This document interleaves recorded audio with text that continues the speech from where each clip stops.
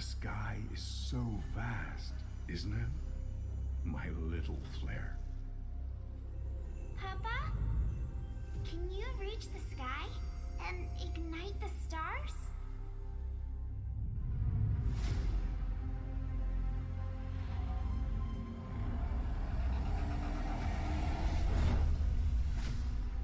Of course, Honey Bunch.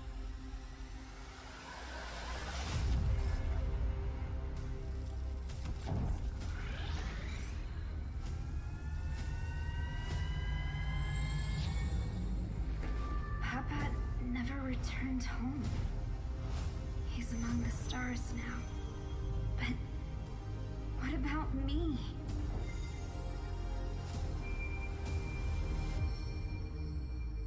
Have faith, little flare.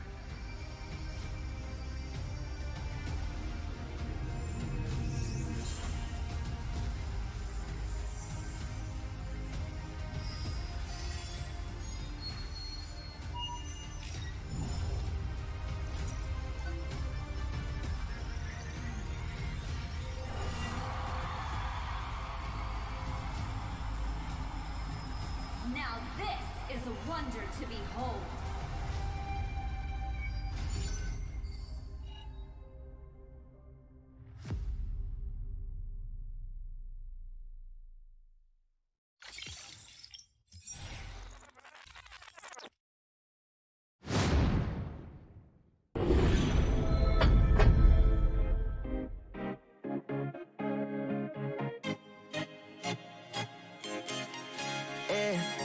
Loved you from the first time you called me lame. Loved you for your wits and your wicked games. Yeah, always on my mind, always in my brain. Yeah, with you the summer came and went in a day, and I've been craving you since the first time that I sat by your side. And I've been on my knees thinking time is gonna fix me inside. No, nothing's gonna make me forget, and I don't think I want to forget anyway, yeah. No, nothing's gonna make me forget. Yeah, I don't think I want to forget anyway, yeah. Woo!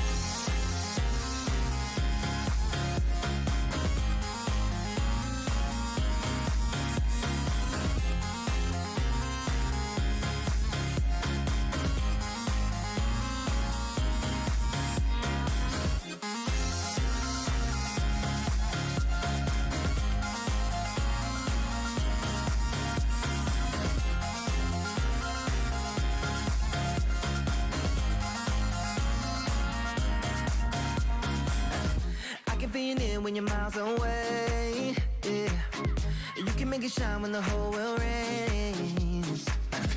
Always on my mind, always in my brain.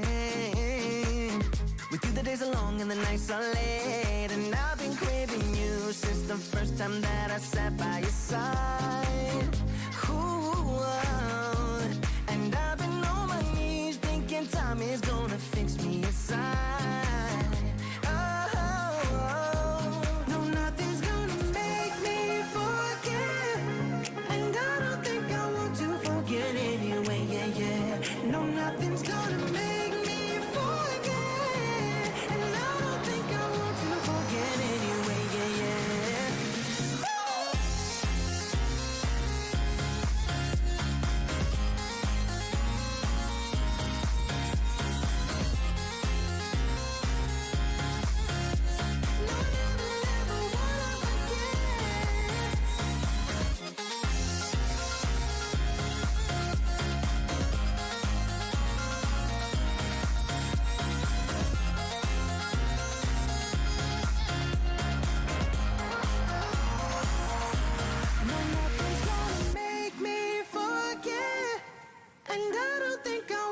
Forget anyway, yeah. No, nothing's gonna make me forget. Yeah, I don't think I want to forget anyway, yeah.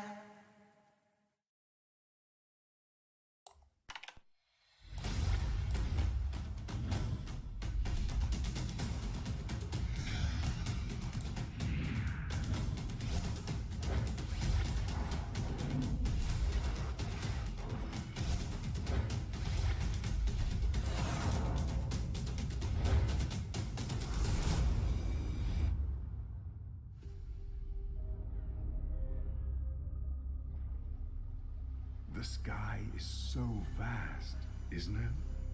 My little flare. Papa? Can you reach the sky and ignite the stars?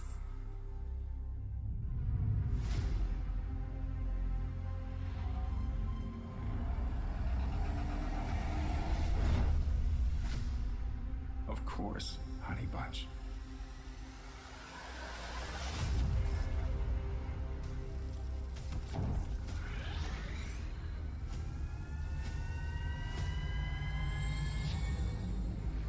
Papa never returned home. He's among the stars now. But what about me?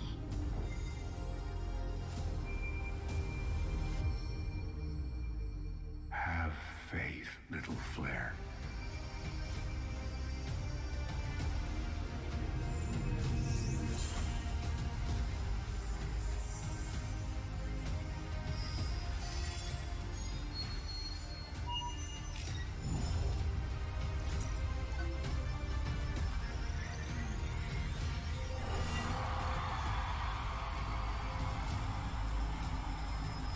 Now this is a wonder to behold.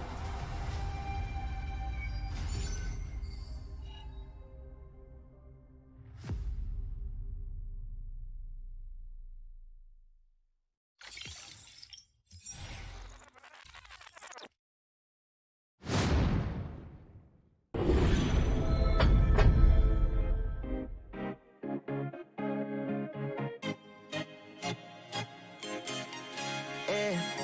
Loved you from the first time you called me lame. Loved you for your wits and your wicked games. Yeah. Always on my mind, always in my brain. Yeah. With you the summer came and went in a day. And I've been craving you since the first time that I sat by your side.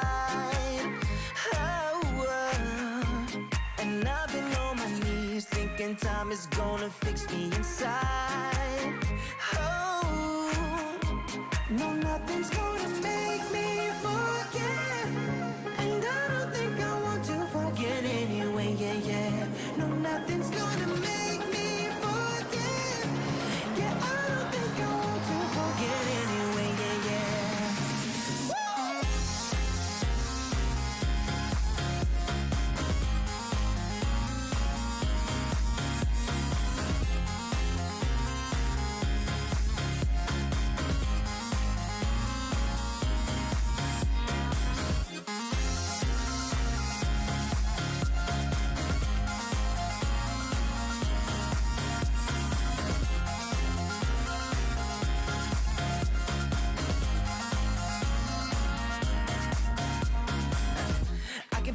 When you're miles away, yeah. You can make it shine when the whole world rains. Always on my mind, always in my brain. With you the days are long and the nights are late. And I've been craving you since the first time that I sat by your side. Ooh, and I've been on my knees thinking time is gonna fix me inside.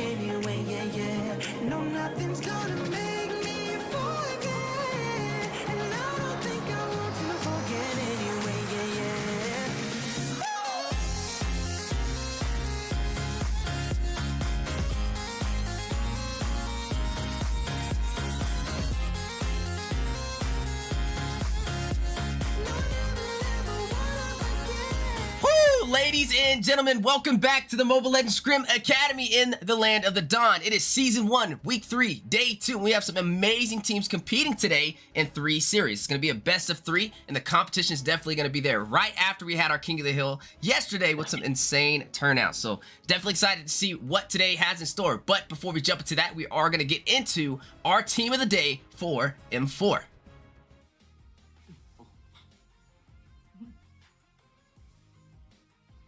Onyx Esports. It'll be Onyx Esports of Indonesia for Group B.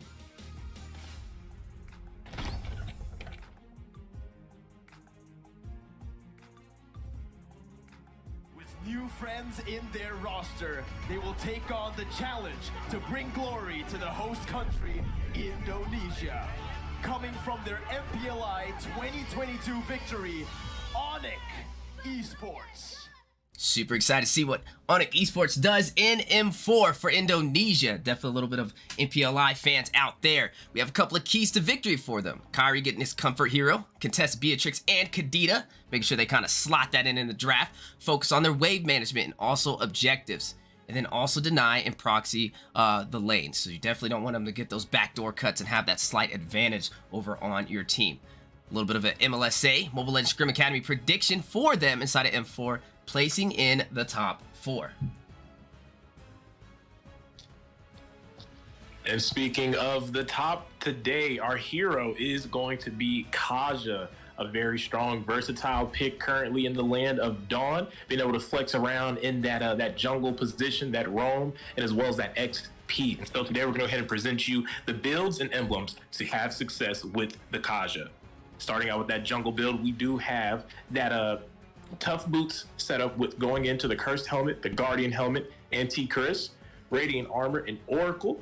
And following up with that, we do have the XP as well, which is going to be the tough boots, dominance, ice, that oracle, anti-curse, radiant armor, and fleeting time. And the emblems are there. We have the support emblem and the jungle emblem as well presented for you. So go ahead and screenshot that, save it to that gallery, and get ready to start performing with that divine judgment on the battlefield. And now today we do have the scheduled scrims. This is today's schedule. Series 1, which is what we're about to witness, is going to be between the Elite 10 versus Nefarious in the best of 3. Followed right after that, we have Series 2 with Dark Immortals going against the Survey Corps.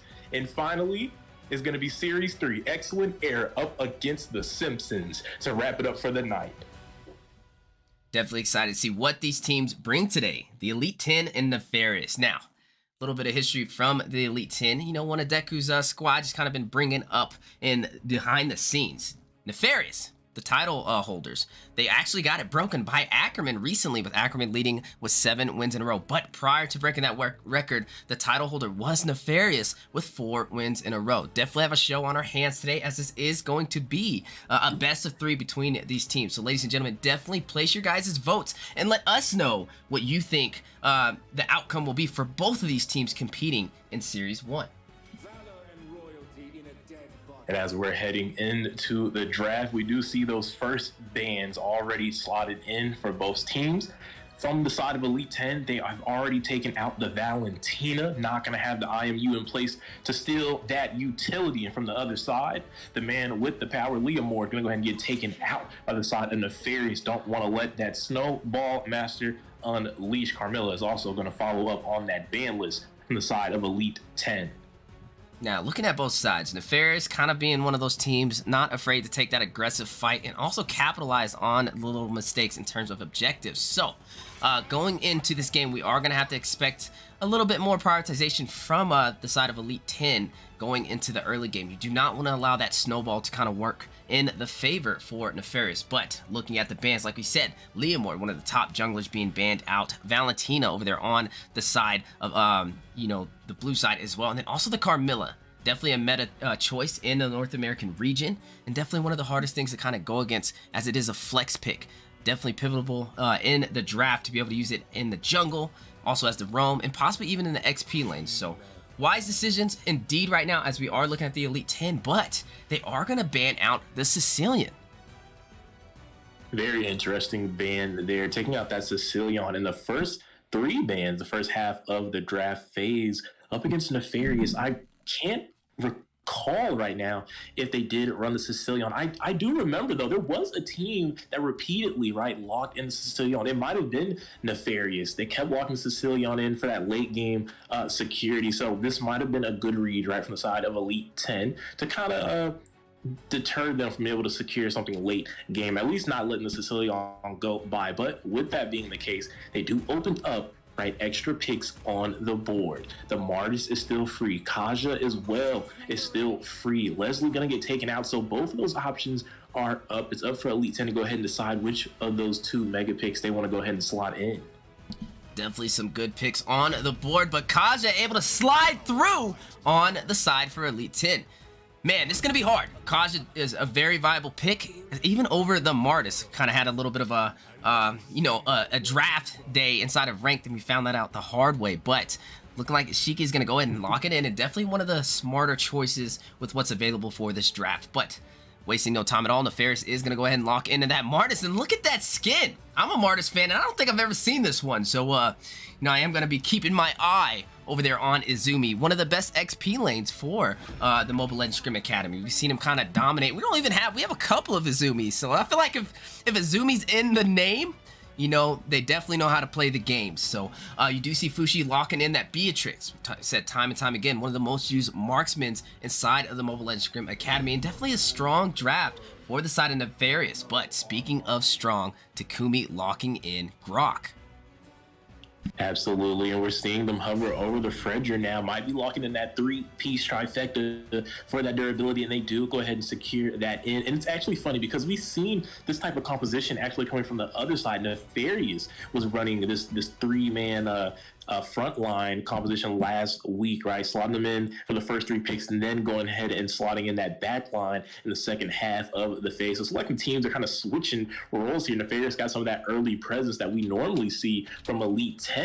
It'll be interesting to see how these teams kind of, mix and match that play style as we are into the new week starting up recently. So I'm going to have my eye on this right now, right? Again, they've locked in that Karina going to get picked up in the hands of Retri there to go ahead and fill out some of that damage. But now both teams need the vice versa of each other, right? We need to see that backline presence, that damage coming out from Elite 10. On the side of Nefarious, the damage is there, right? The decimation, Fushi there with so many ultimates in his pocket, the Nibiru's Passion, Wesker's Elation, Renner's Empathy, and then you got the Shadow Assault coming in from Karina. So the damage is there, but we need that front line, that durability, something to kind of lead the charge in these team fights. Speaking of leading charges, in the second half of the phase, we're seeing Atlas getting taken out from the side of Elite 10. Man, oh man, definitely a plan indeed, as you are seeing the Karina in full effect. I love when you kind of stack Karina with Martis, right? You got the, that Shadow Assault to kind of rush in and get those low HP heroes, but you also have the Decimation to kind of stack on top of it. So maybe a battle of who's going to get that last hit inside of these clashes. You got a little bit of anti-CC from Izumi to kind of negate Takumi over there, but not able to get Shiki, as that Divine Judgment is definitely hard to kind of step into. So it's going to be a pretty solid draft so far. You are looking at the Lilia being banned to kind of finalize that for the side of Nefarious, one of those early game burst mages trying to pave that way for that swift finish. But looking at the mage right now, Aloy possibly picking up the Eve. Definitely. We've seen the Eve starting to rise up again. I thought we were long gone with that real world manipulation. I was hoping we were starting to get away from that. But it looks like Eve, after seeing some recent performances, teams now starting to see that. Wait a second, she's still good. Being able to deal with that CC, not going to be able to deny her unless you have the suppression. But we do know, right, the Kaja is there. So there is some suppression coming from the side of Elite 10. Will he be able to get in range will be the real question, especially when Aloy is able to pick up items like that Ice Queen wand to kind of add in some of that slow, that utility. It's going to be very hard for the members of Elite 10 to close in with all that melee. But speaking of closing in, we do see the Gujin being picked up from the side of Elite 10. A lot of magic damage. They're going to be slotted in from that jungle. That assassin playstyle will be hitting the battlefield for the side of Elite, and they're also hovering over the Mia right now. What are your thoughts on that? Man, Mia definitely being able to take that aggressive fight in the early game, especially stacked up with that Inspire. But the question is, what, you are going against that Beatrix, definitely one of the more picked marksmen that we've kind of seen, and time goes to show having a little bit of an easier time in that lane with a little bit more versatility, swapping between the different weapons. So I'm definitely gonna be interested and be keeping my eye out for this clash between Hayama and Fushi in the gold lane. To finalize the draft though, they have a mage, they have the jungler, they have an XP lane and a marksman. They need to top it off with a tank, and the question is, what will they slot in? Oh my goodness, ladies and gentlemen, do they do it? Something to prove, hovering over that Masha. Now, we've seen Mlsa used in the past, not too often, but definitely can be very hard to deal with, and using that Thunderclap to kind of close the damage in for a kill. And also having those additional HP bars may help them inside of these fights. But the question is that the wisest answer to use with the draft you're going against? They are kind of, I guess they have a little bit of CC, right? You have the real world manipulation over there by Aloy to kind of slow down the side of Elite 10, but outside of that, you're gonna most likely just rely on Martis's Mortal Coils, and I'm not sure if that's enough CC to keep the Elite 10 at bay, but time will tell as we are slowly closing in to the Land of the Dawn.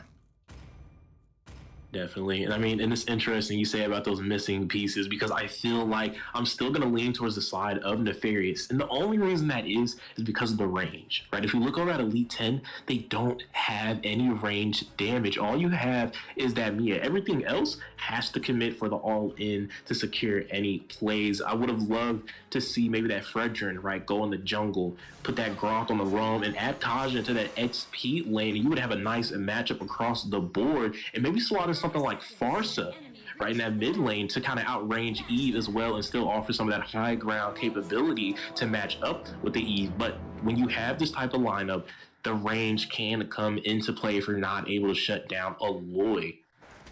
Aloy definitely going to be a deciding factor in a lot of these clashes, but also over there on Ishiki. Who are you going to focus with at Divine Judgment? Knowing that you're kind of roaming around in that mid position will allow him to go in for that marksman. Definitely probably focusing on to Fushi, who only has Flicker, at the disposal. So definitely going to see a little bit of prioritization in the gold lane. You have the Mia with the Inspire to get the damage done, but the question is, how will you guys macro it out? And I mean, right now, right, we're seeing the invade from Something to Prove on this Mlsa doing exactly what you want to see from a pick like that. Picking up that pace, forcing that aggro, right? The invasions, they are running a damaged jungler from the side of Elite 10, so Mlsa definitely going to be able to profit, right? There's no tank jungler, so the damage put onto him, he will definitely feel that HP part will be falling as Something to Prove crosses the river over and over again. So we'll have to see Elite 10 kind of have to deal with that invasion strategy. Now, I do love what Takumi's doing, right? He's over there on that Grok. He realizes he needs to protect his jungler's buffs, and that's exactly what we're seeing is he's using those, guardian barriers to kind of block off Mlsa from going into that blue buff, allowing his jungle to not be out farmed. And definitely a smart decision indeed. But speaking of smart decisions, a little backdoor play, Gushin rushing in to take out Izumi and unable to connect to get that killing blow. And he is going to be able to retreat. But man, oh man, was that close. You are seeing already a heavy aggression from the side of Elite 10. We are seeing the aggression, and I'd like to see more transitions over to that gold lane right now. I don't think a turtle contest would be wise for them. I feel like the early goes into the side of Nefarious. They do have that Martis in the XP lane, even up against Fredrin. I just think the Mortal Coils and the Decimation might be a little too much for the side of Elite 10, especially not having those defensive components, but it looks like they're going to go ahead and challenge it anyways. We do see the barrier going down to kind of keep Mlsa from being able to pull the aggro. Elite 10 now working on shifting it, but a little bit of tug of war as the turtle is going to go ahead and get reset. But now, disappointing, has went ahead and picked up that blue buff. Both junglers ready to go, but Izumi already here on the Martis before Reggie can get there. But that's a good wall right there to buy them some time. Izumi definitely was looking to go for the engage with the Mortal Coil. Speaking of engage here, we are seeing some action. You do see Turtle still being aggroed over there by the side of, oh my goodness, Karina able to steal it with the retribution, but at what cost? You do see the ring order by Kaja right now. A little bit of real manipulation for the zone. Is Izumi getting a kill onto Grok, giving the first blood over into the hands of Nefarious, but a double kill as he connects with the Decimation to take out Fredrin. Down goes Mito, but not finished. Still out for blood, unable to get that kill on to Soma, but they were able to steal that turtle and also steal those kills. We're gonna steal a little bit of your time here, folks, as we are gonna have a pause. And wow, we're already seeing that Martis with the Mortal Coils coming into play. And I said it right there ahead of that objective that I just don't feel like they had that early damage to kind of fight back against Martis as he picked up those 2 kills.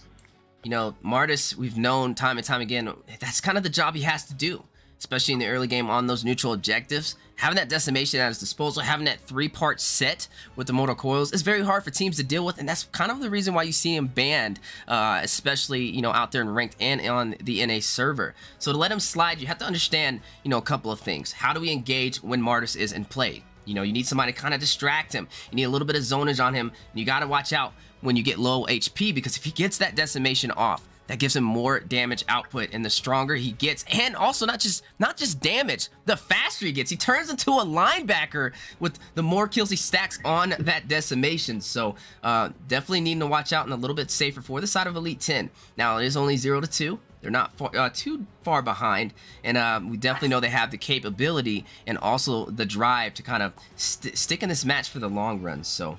But a team like Nefarious, time and time again, we've seen them kind of prove their name in the Mobile Legends Scrim Academy. It's like 4 wins in a row, first one to ever do that. So that's definitely still history, even though they don't hold the highest title for the most wins in King of the Hill. So you have to be careful going against a team like that. It's like we said, when they have those slight advantages, they know how to make the most of it.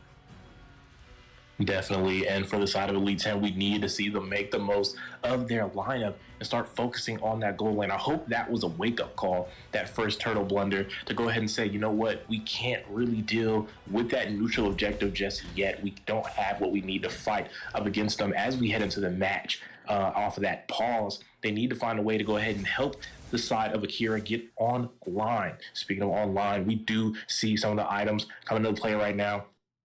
The side of Nefarious there, Eve picking up those magic boosts, going ahead and start adding into that CDR to make those utility spells a little bit more spammable right now. So when it does come into place with that real world manipulation, it won't be too long, right? Waiting for the CDR. We do know the CD for the ult did get increased, so trying to buy some of that time down with these items. Speaking of time, though, they do need to start focusing up. The time is of the essence, as we do see Nefarious is starting to rotate up to the top lane as well. And Elite 10 needs to start making these calls. Someone has to make the call on going for this gold lane. You can't let Fushi have his way up in this top lane to find that free farm. Speaking of free farm, we do see Akira picks up that Windtalker on the Mia, going to assist him with that faster farming in the wave on those minions. But now we do see Elite 10 trying to find something here, but they've already been revealed. So not much going to come in lieu of this goal, but it's looking like both teams are now setting up for the gold lane and ignoring the turtle timer right now. Nefarious on to what Elite 10 is looking to go for,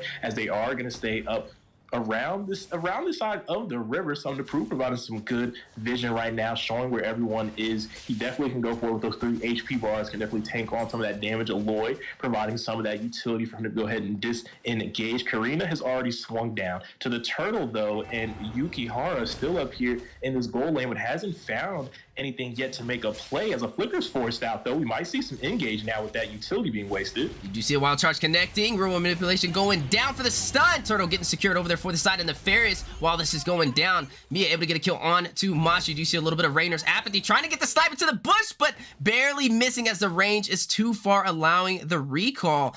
Man, oh man, but we are seeing these objectives slowly lean in to the favor of Nefarious. If you are the side of Elite 10, you have to have a game plan. If you are going to lose a neutral objective, you have to win somewhere else on the map. Definitely, and some action here on the map. Go ahead and get put at a pause as we have a second request, and that might be what Elite 10 needs. They definitely need to catch their breath. It seems like they're getting outpaced here, right? They're going for the gold lane. It looks sloppy on that engage. I mean, we've seen the wall charge coming out, but Eve making the perfect micro play to go ahead and drop that real world manipulation to get some of that CC immunity, and also being able to slow down the follow-up engage from the rest of the members of Elite 10. They found 1 kill, but lost that trade, losing the turtle and some deaths. And as we are now transitioning back into the game, they're going to have to find a way to go ahead and minimize the deficit. They are currently down 2K gold as we are crossing over that 5.5 minute mark. But speaking of things happening, though, in that XP, take note that Akumi here has been working on that tower. Zumi's been making those rotations. He has picked up those kills, but Akumi slowly working on that XP tower. Speaking of working here, we are seeing some action in the top side. You do see a little bit of the Guardian's Barrier trying to do some more damage onto Fushi as he's down to a quarter health. As Shiki kind of spotting out that low HP on the prowl, trying to get that kill. Numir's Passion a little bit wasted, trying to clear a little bit of those minions, but you do see Divine Judgment going into Karina as she rushes in full frontline into 4 members of the Elite 10. Not really the smartest decision, but goes back in as the rural manipulation by Aloy provides some support. Sun Proof getting a kill onto Kaja. Hayama getting a kill onto Karina. Fight not over though. Sun Proof trying to rush out. And Cadet is not able to hit the mark and secure that kill, but a double kill in the hands of Mia over there on Hayama, and this will allow them to kind of push in this tower. Sun Proof is forced on the recall, realizing he cannot take this fight, and down goes the tower in the gold lane. Absolutely, Weezy, and that's what you want to see there. Akira able to pick up that double kill and that Scarlet Phantom as well. With Yuki Hara picking up that dominant side. Speaking of pickups, though. Oh my goodness. Picking up a kill over there by Takumi to finish off the damage over there by Soma on that cushion, but decimation over there by Azumi to respond back. A 1-for-1 trade in its finest, and that's what you want to see. Have an answer, an eye for an eye, but he is not done as Azumi makes his way down to the XP lane, finishes off with that decimation for some additional damage, a little bit of a 1v1, but Elite 10 slowly closing that distance for the gank. The suppression, the Divine Judgment, Appraiser's Wrath connecting the 3-for-1 combo, and they are able to secure that kill down on Azumi. And like we said, man, Azumi definitely one of those top XP laners for the Mobile Legends Scrim Academy, but on that 3v1 situation, not really the smartest place to be. But speaking of smart places, you are seeing Nefarious pick up another neutral objective as they secure that turtle. They are picking up that neutral objective, but the gold lead has been minimized. What was 2K has now been reduced to 1K. So Elite 10 finding those trades right, finding that kill in the bot lane with Martis, overextending that aggression, and also securing that bot tower. Even with the kills and those neutrals being taken from the side of Nefarious, the tower pressure is in favor of Elite 10. They have 2 towers to 0 on the side of Nefarious, so definitely still playing the macro right. They definitely made the right proper adjustments, not going for those all-ins for those neutrals and trying to find something else on the map, and it's paying off, right? They're still in the game. They're still close to the lead that Nefarious has right now, not falling behind any longer, right there to keep it in a comfortable position, right, where you're not getting snowballed on, which is exactly what they needed. They couldn't allow the snowball to happen, and as long as they can keep it close, there's always that potential, especially with that Mia and with this 3-man front line they have. We do know there's absolutely a chance for this hyper carry to come into play. He is already sitting on 3-0-1, but speaking of plays here, we are seeing some action down in the spot. Riverside, it looked like there's going to be a little bit of a commitment there. Oh, but that wall catching out something to prove. Not going to commit to that, though. He does have the 3 HP bar, so that's probably the only save and grace. Had that been anyone else, we might have seen a wall charge coming into play there and a potential follow-up. Speaking of follow-up, though, Fushi Aloy rotating over to this mid lane, but in the bot lane, we are seeing a little bit of a scuffle, something to prove, pushing in, but gonna get hit by this wild charge. Oh my goodness, a wild charge, and Hayama to finish it off with the damage, trying to pick up that pace. You know, they did take a tower, so I will say, even though they're not winning the neutral objectives, they are winning across the map.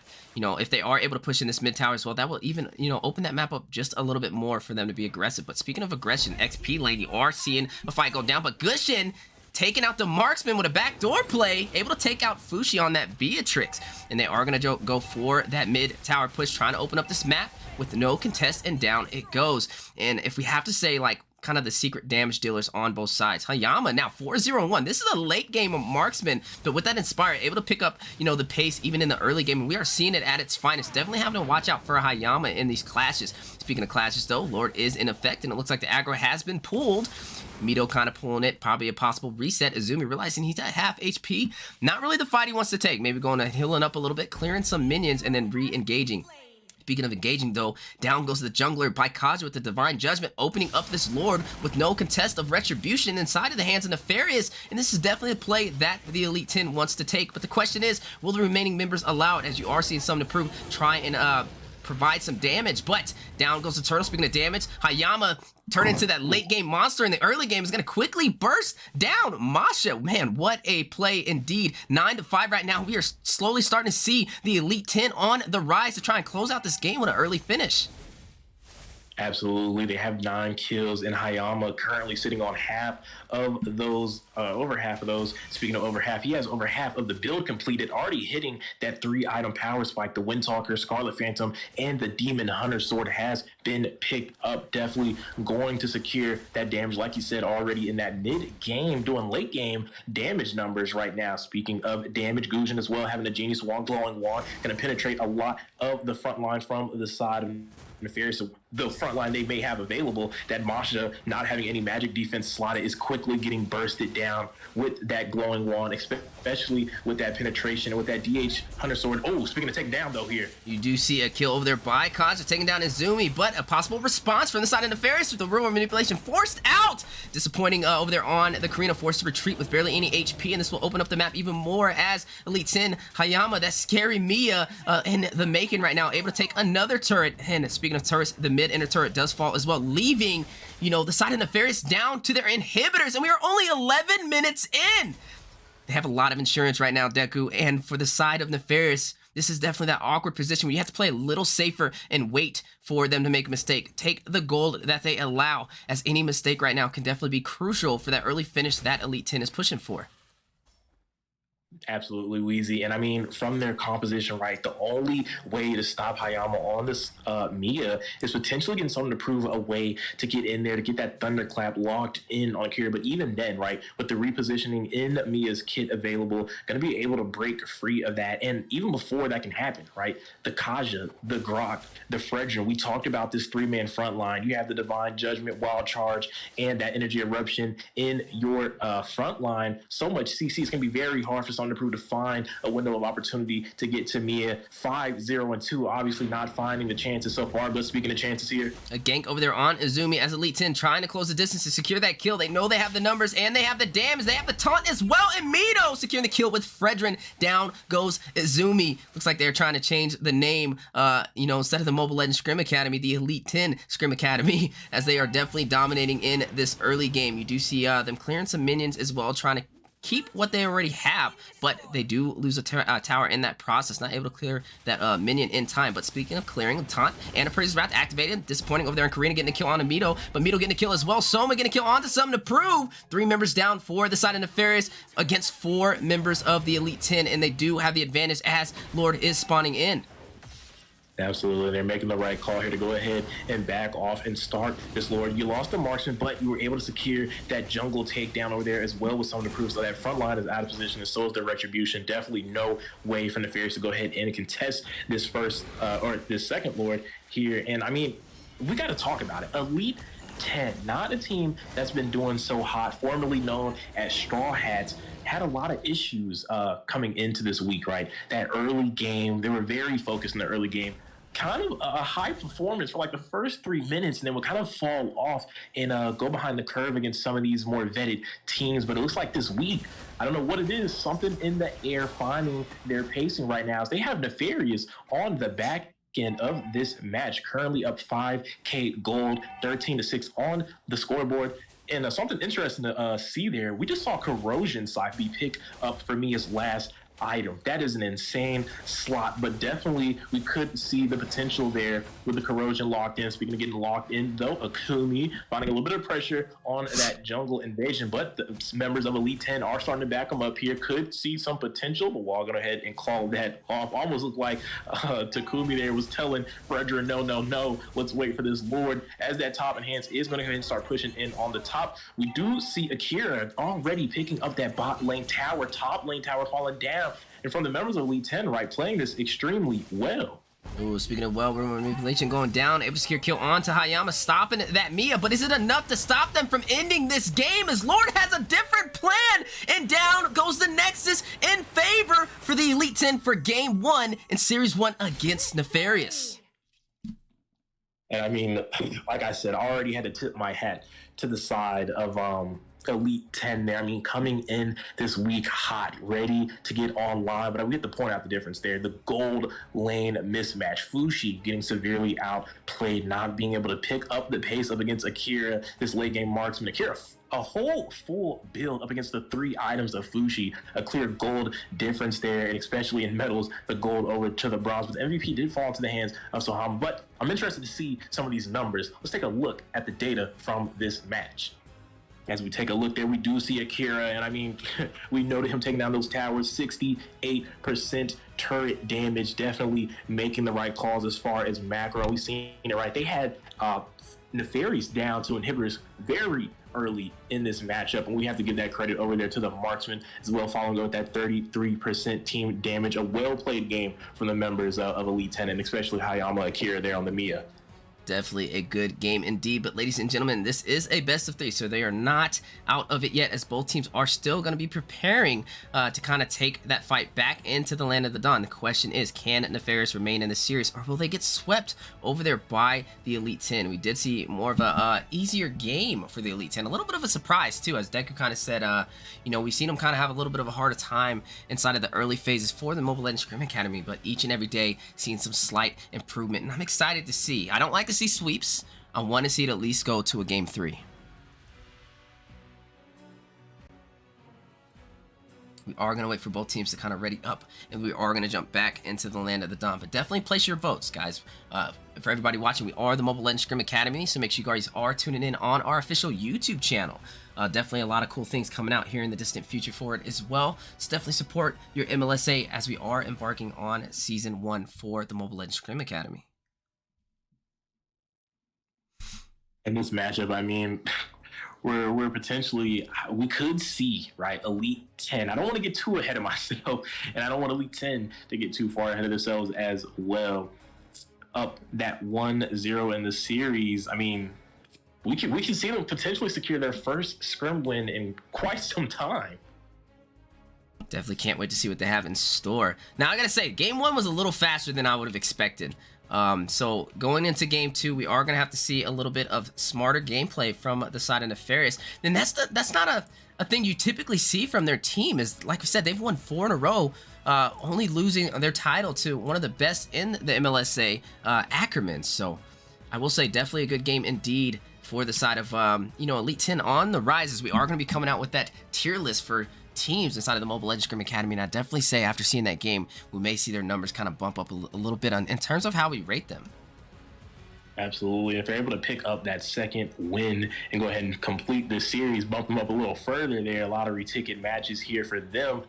We are going to go ahead and head into the draft, though. And for the side of Nefarious, right, I'd be interested to see if they get rid of some of those critical components for the side of Elite 10. Maybe something like the Kaja band now, or maybe the Grok, or potentially even the Fredrin, right? Go ahead and take off some of those picks. But wow, and I didn't think I'd see this in a million years, but Nefarious bowing their head, confessing at the tongue they cannot stop a cure on the Mia. Gonna go ahead and respect ban that for the first ban of this pick and draft phase.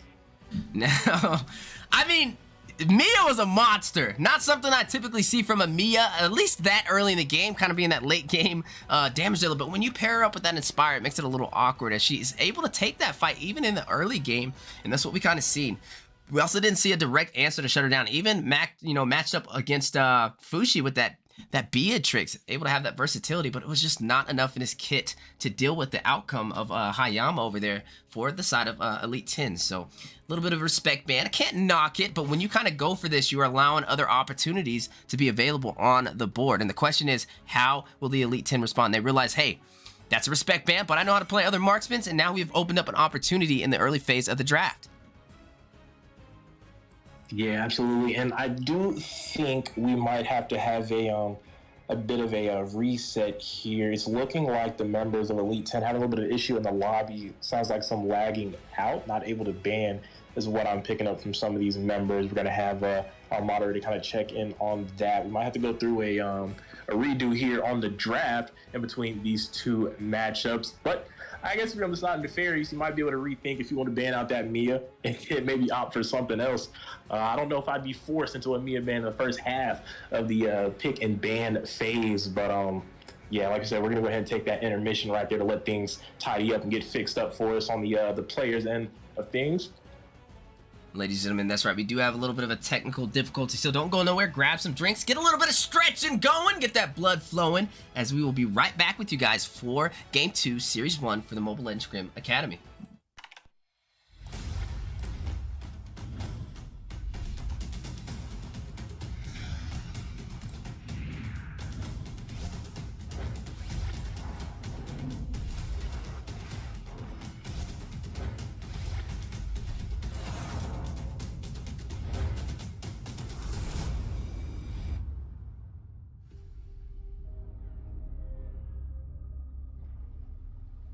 The sky is so vast, isn't it? My little flare. Papa? Can you reach the sky and ignite the stars?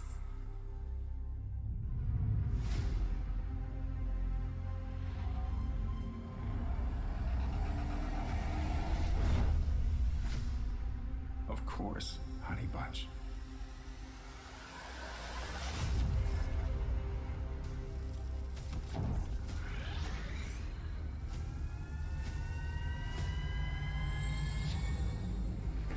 Papa never returned home. He's among the stars now. But what about me?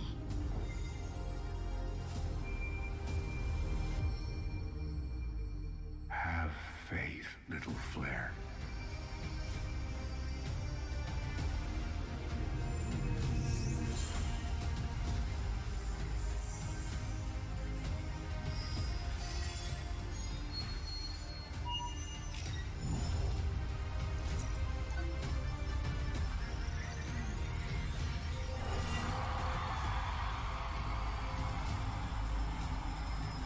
Now this is a wonder to behold.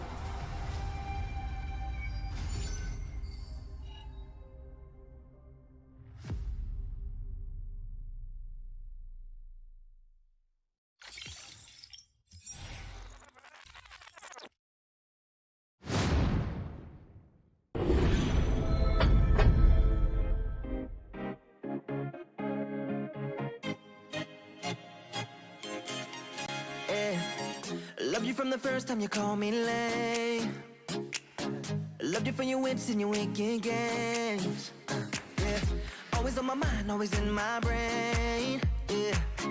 With you the summer came and went in a day. And I've been craving you since the first time that I sat by your side. Oh. And I've been on my knees thinking time is gonna fix me inside. Oh, no, nothing's gonna make me forget. And I don't think I want to forget anyway, yeah, yeah. No, nothing's gonna make me forget. Yeah, I don't think I want to forget anyway, yeah, yeah. Woo!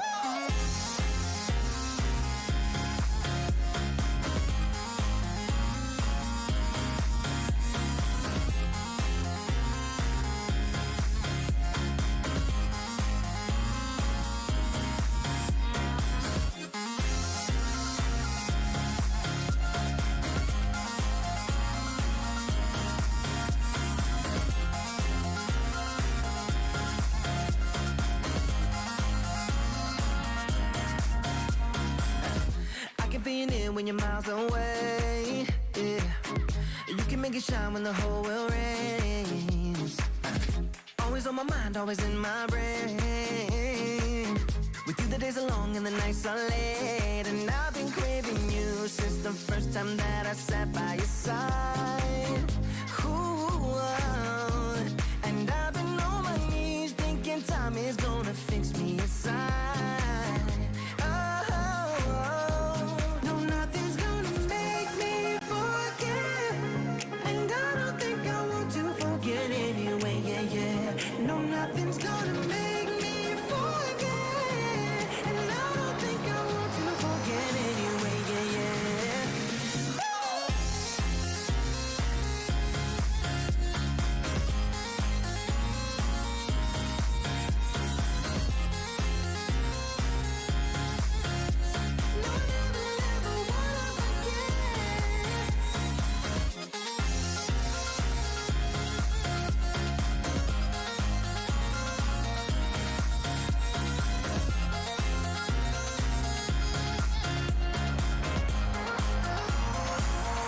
forget. No, nothing's gonna make me forget. And I don't think I want to forget anyway, yeah, yeah. No, nothing's gonna make me forget. Yeah, I don't think I want to forget anyway, yeah, yeah. Ladies and gentlemen, we are back in the land of Dawn. We have Series 1, Game 2. We are looking at Nefarious versus Elite 10. Elite 10 able to secure the first win over them to give them that slight advantage for this series. The question is, who will take that momentum and make it work in their favor? Can Elite 10 close it out with the sweep, or will Nefarious, the title holders who recently got it broken by Ackerman, definitely one of the top teams for the MLSA, be able to remain in this series?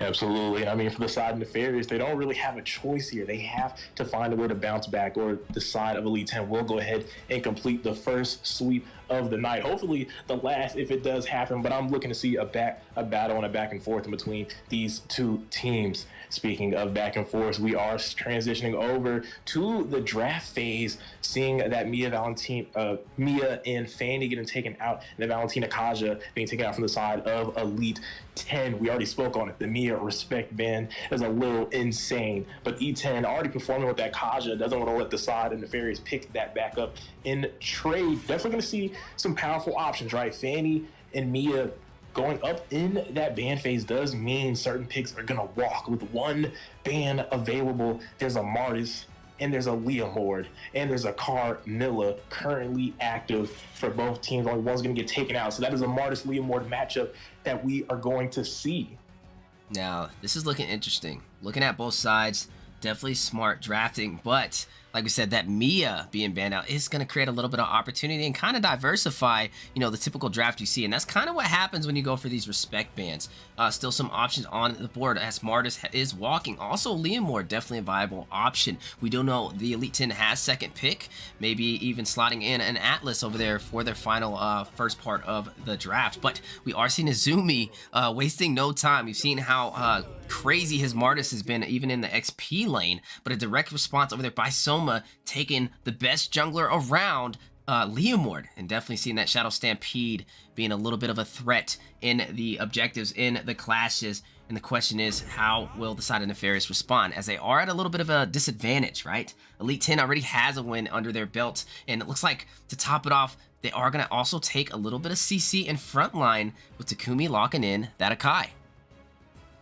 Spot on, Wheezy. And I mean, like you said, on the side of Nefarious, the pressure is on their side. They have to secure a win if they want to stay in this series. So they have to give it all that they can from the draft and into the game, or E10 will go ahead and walk away with a win. Speaking of walking, though, I can't believe the side of Nefarious was able to give up that Leomord. We've seen Yukihara pick up this Leomord in multiple scrims, even in those losses, sometimes even outperforming, right, the opposing side's jungler, even in those losing matches. So it's kind of scary when you let that Leomord walk, that Stampede go over to the hands of Elite 10. It'll be interesting to see how the side of Nefarious will respond, as we see Esmeralda and Rafaela picked up to complete their first half of the draft phase.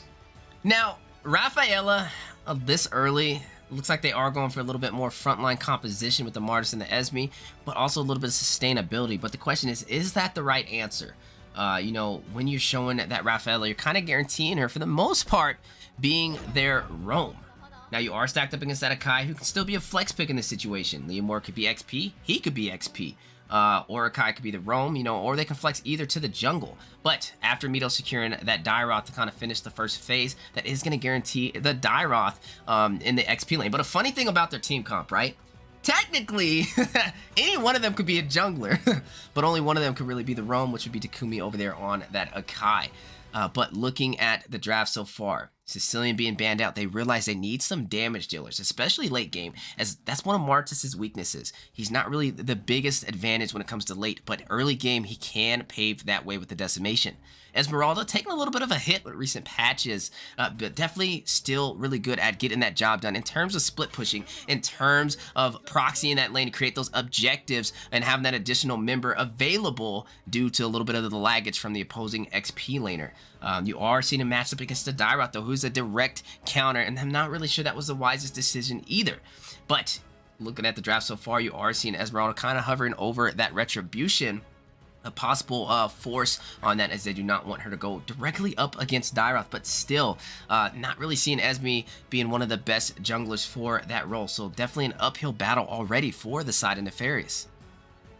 Absolutely. And I mean, speaking of uphill, I think things went downhill in this draft when someone proved locked in this for failure early. I mean, when you slot that in, right, we didn't even have to see a Diggy Band come out from Elite 10. You normally see that heading into that second phase of the draft. It hasn't already been locked in. We have something like the heavy spin.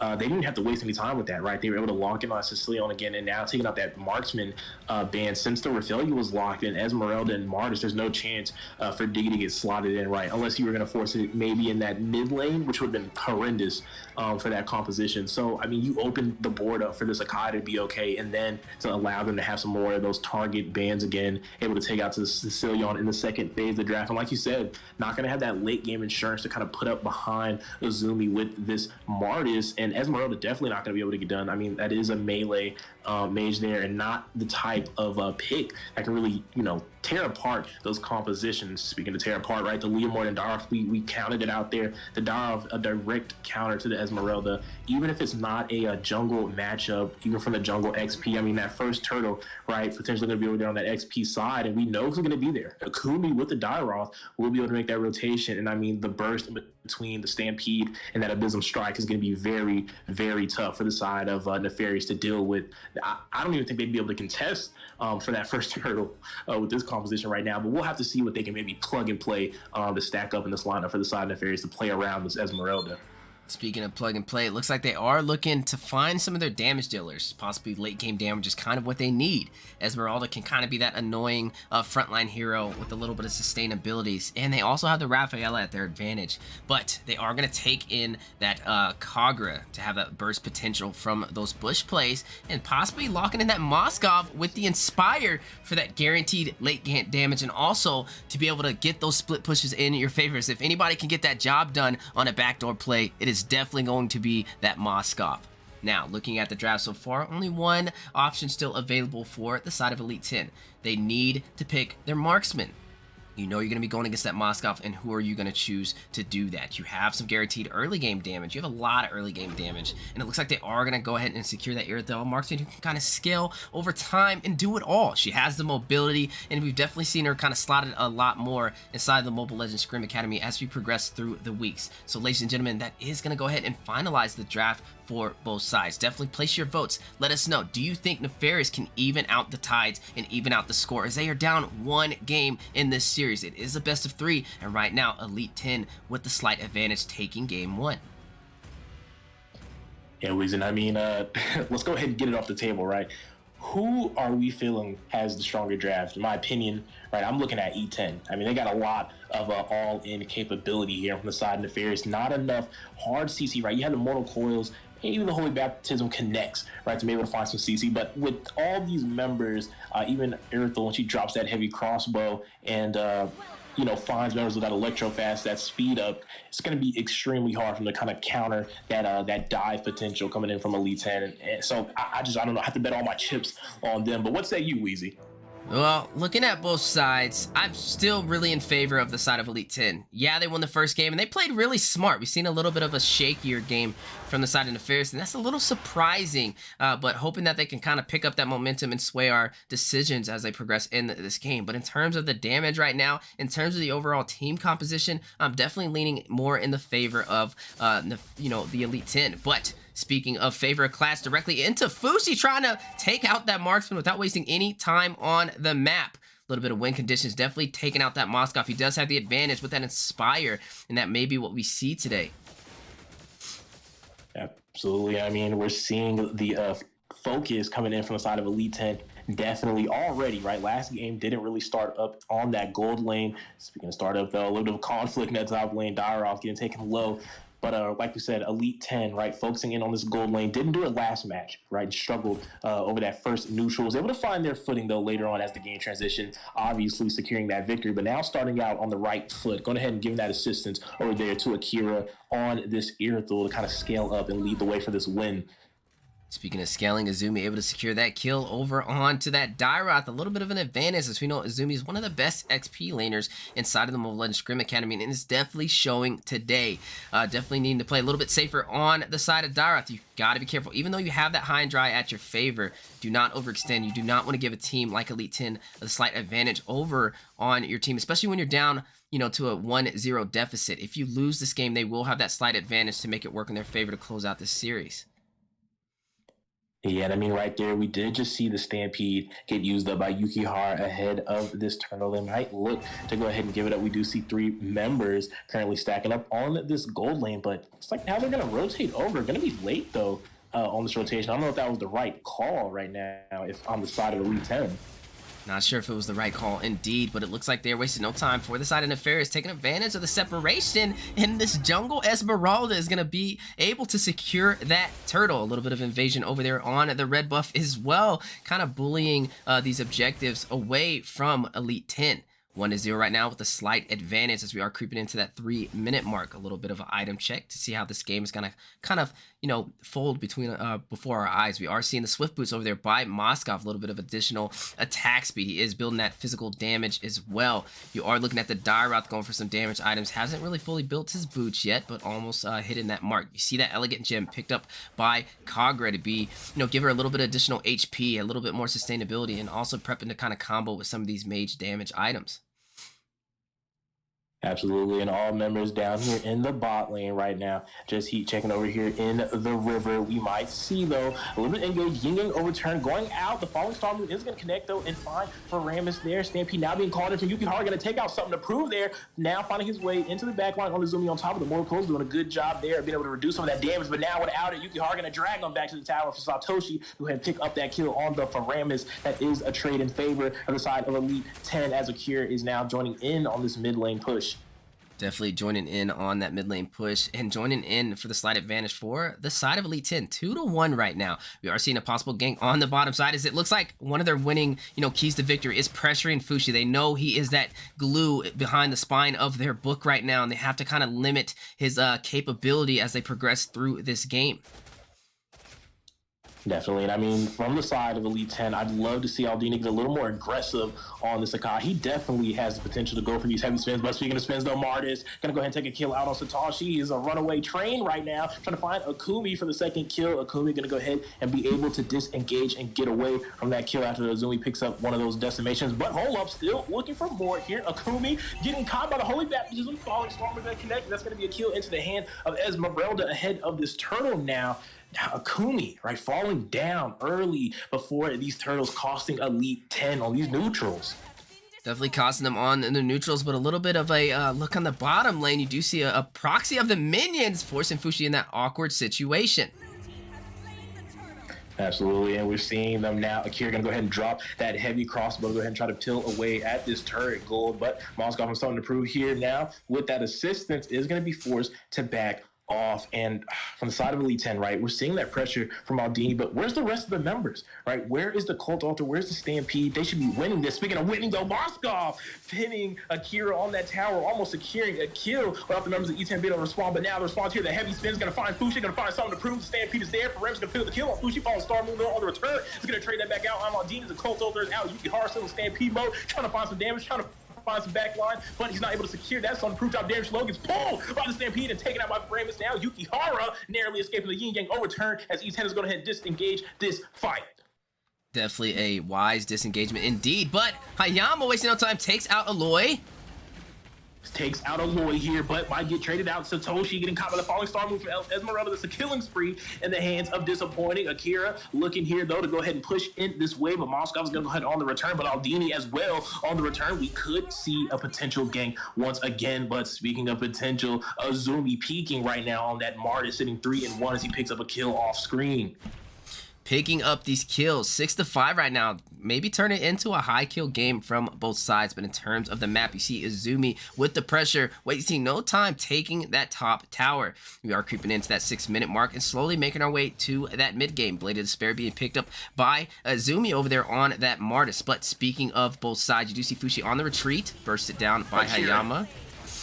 Absolutely, Akira jumping in, but that might have been a misplay. Esmeralda going to go ahead and punish him for that stun. Now is Aldini as he does waste a heavy spin. 3 members from the Nefarious here are pushing the pace on the members of E10. It's just an Akai, just a Faramis left alone as we did see Akira get taken out. He might have been a little too greedy on that tower dive there. Man, this is a very aggressive play from both teams right now, but definitely leaning more into the favor of Nefarious as they are trying to even out the scoreboard. They realize they are down 1 kill. They have more on their side to work for as they don't have the momentum. But speaking of momentum... That's right, mortal close from Azumi facing the members of Elite 10, but it's going to get punished. Though Stampede going to come out to shut down. Unstoppable, though, from Esmeralda with the Fallen Star Moon. Aloy going to pick up a kill on Akumi here. Cult Altar is down, adding some of that sustain. We do see Disappointing getting dragged back by the Stampede, gets shut down. That's a double kill falling into the hands of Yukihara, looking for a triple though. 3 members down, going in for the turret dive. Might find 4 here. We don't know. Son of Proves got dropping dangerously low. Akira, though, not going to give up. Goes in for the flicker, trying to find the kill, but Son of Prove is going to find the room to go ahead and disengage in that fight. Definitely disengaging, but still possibly going in for the clash. The action's still going on. Fushi popping the Inspire, going to find the shutdown on Yukihara. A double kill, though, into the hands of Fushi as he finds 2 members on the overextension from Elite 10. The trading right now between both of these teams. Speaking of trading, though, Azumi on the chase right now, looking for some more action. The Man of War, the Conqueror of 3,000 Worlds, is going to go ahead and prop out that Mortal's Cold, pinning Akira up against the wall there. But now the heavy spin getting turned against him, though. Not going to find that tower secure, but Akira trying to find the damage. But Azumi rooming with the decimation. But the Yin overturn from Aloy on the backside is going to catch Akira trying to retreat. But Satoshi there just in time to be able to defend this tower. Right now, these teams are having a bloodbath out on the battlefield. Now, speaking of Yin overturn, a little bit of a look over there onto Aloy. This is what we kind of expected when you run that Kagura, having those backdoor plays, those bush plays, being kind of unpredictable and kind of proxying that lane to secure that kill that your team kind of prepped for you. A wise decision indeed, and definitely showing a little bit of synergy leaning into the favor of Nefarious as we are creeping into this 9-minute mark, going toward that mid game. A little bit of check on the items while both teams still slowly kind of contesting over this blue buff. They're like, hold on, Wheezy, forget about the items, let's talk about the fight. But they are going to go ahead and disengage. It looks like that blue buff did go into the hands of Elite 10. They were not able to steal that from them. A little bit of that item check as Lord is spawning in. You do have that Blade of Despair over there on the Martis. Definitely going to be very hard to deal with, especially with that decimation at its disposal. Doing that, having that high physical damage output to kind of get them where you need them to be for that decimation to proc. Speaking of finding people where you want them to be, Moskov here able to turn that trade, returning the stun onto Akira, who thought he had the fight, but Stampede coming out from Yukihara in the face of 4 members wanted to take out Fushi, but not going to find any, as the side of Nefarious is going to provide that assistance, that disengage. And wow, I mean, we saw what looked like Akira going to be able to drop that kill with a heavy crossbow, but the stun from Fushi able to pause the onslaught. Speaking of pause, we do have a pause in this match. Definitely a pause indeed, a little bit of a technical difficulties, but man, what a game. We've seen a little bit of a shaky match between Elite 10 and Nefarious, but Nefarious, kind of on the weaker end, losing game 1. But now, in game 2, a little bit of a different story as they are maintaining that focus, and they are definitely planning to go to a game 3. Let us know what you guys think, though. Which team are you rooting for in the Mobile Legends Scrim Academy? Elite 10, formerly known as Straw Hats, and also assisted by Coach Deku himself, and a little bit of me on the back end, but these are more like Coach Deku's second, or I'd say first children, So definitely an interesting time indeed as we are embarking, in that land of the dawn, and these teams are competing. The whole purpose for the Mobile Legends Scrim Academy is for you guys to join and kind of prepare for the MLBB in a professional side of things. We are waiting for the NAMPL, which is definitely going to be right around the corner. So if you guys are a professional caster out there and you're interested in signing up, or if you want to play professionally on the Mobile Legends Scrim Academy, it's super easy. All you have to do is follow us on our official Discord server, the Mobile Legends Scrim Academy, and register there. Speaking of official, we are live on YouTube as well, so make sure you guys drop a subscribe over there if you are tuned into today's matches, as we have so much more content to come.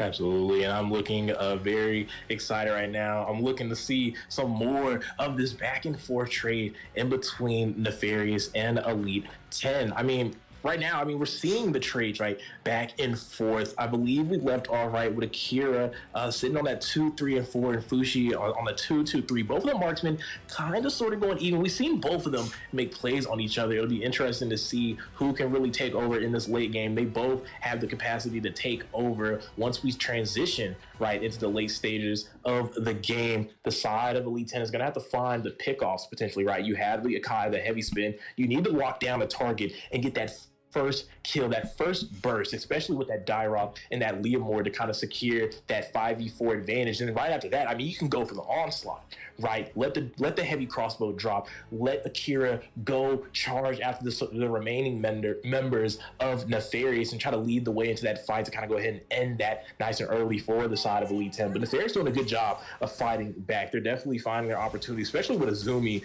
on top here with this Martis. Speaking of finding things, though, they are going to go ahead and start up this Lord right now with looks like no contest from the side of Elite 10. No contest indeed, and Lord does go into the hands of Nefarious. This Esmeralda jungle now 5-1-1, 10 minutes in, and it's definitely paving the way for the team. And something was kind of, it was a wild card pick, but making it work in your favor is definitely an impressive task and not the easiest to perform. But disappointing Retri not being disappointing at all. A little bit of a troll in the name, but possibly amazing Retri, as all of these neutral objectives are working in the favor for Nefarious.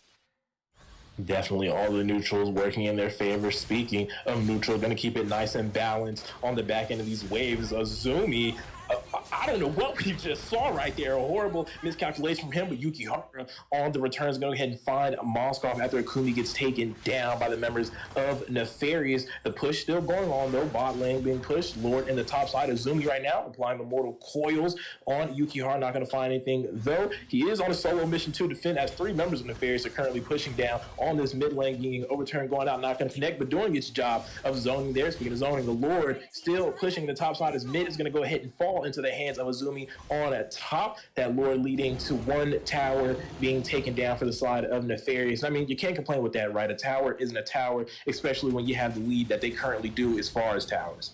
Speaking of towers, almost down to their inhibitors, only holding on to that bottom inner turret for the side of Elite 10.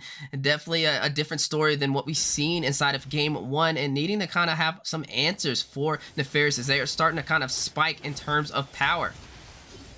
Definitely spiking in terms of powers as the members of Nefarious are going for the tower here, but we listen to Stampede. Heavy spin coming out for a Dini, finds the pin on Fushi. If the members of Elite 10 can finally catch up to this, they can take out Fushi. The dash coming out, though. Oh my goodness, Azumi going to take out Yukihara with the decimation. The Mortal of Coils is going crazy right now, so double kill on the hand of Fushi, finding the Kumi there. We do see Esmeralda there finding the kill on Satoshi, as Irithu is also going to trade out for the Martis, though. Akira, the last member from the side of Elite 10, as he does stand tall against 4 members of Nefarious. So it's a 4-for-1 trade, and the odds of Nefarious there. And I mean, definitely running away with the win in that little scuffle on the bot side.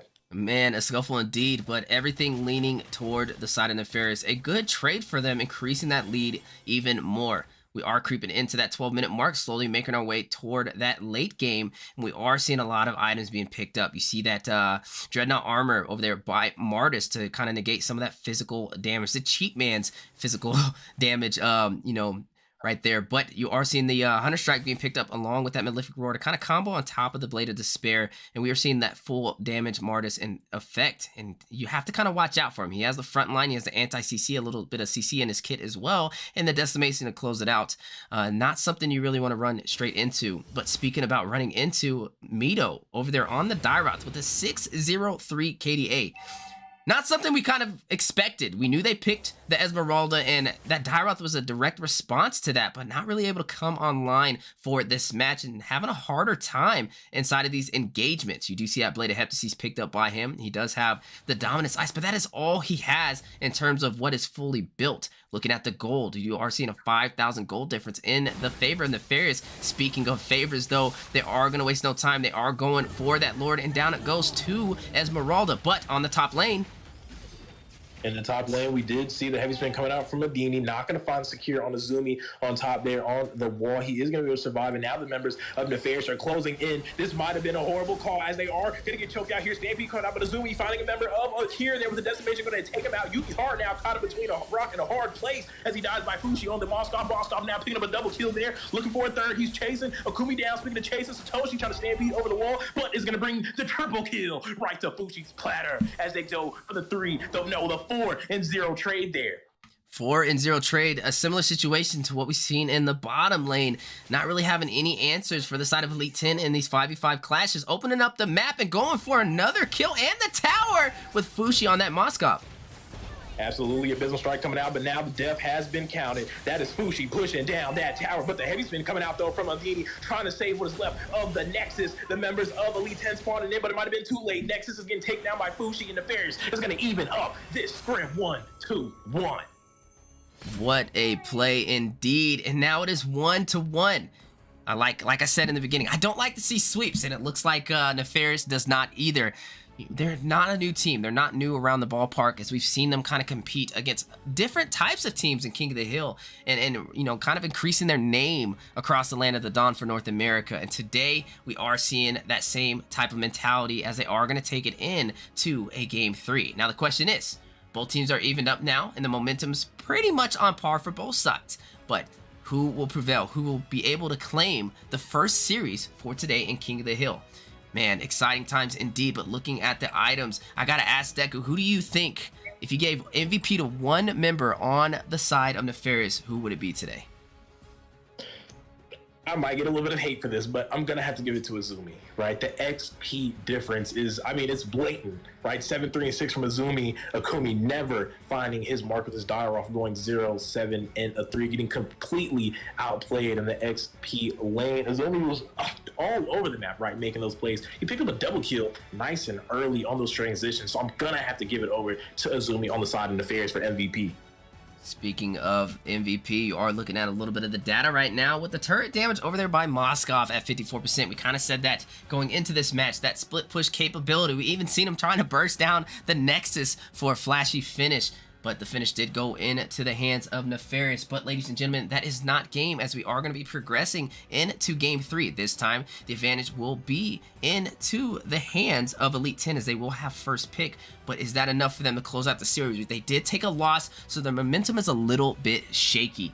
Nefarious, one of those teams that can kind of smell that out, so they are going to go out for blood and try and claim this series.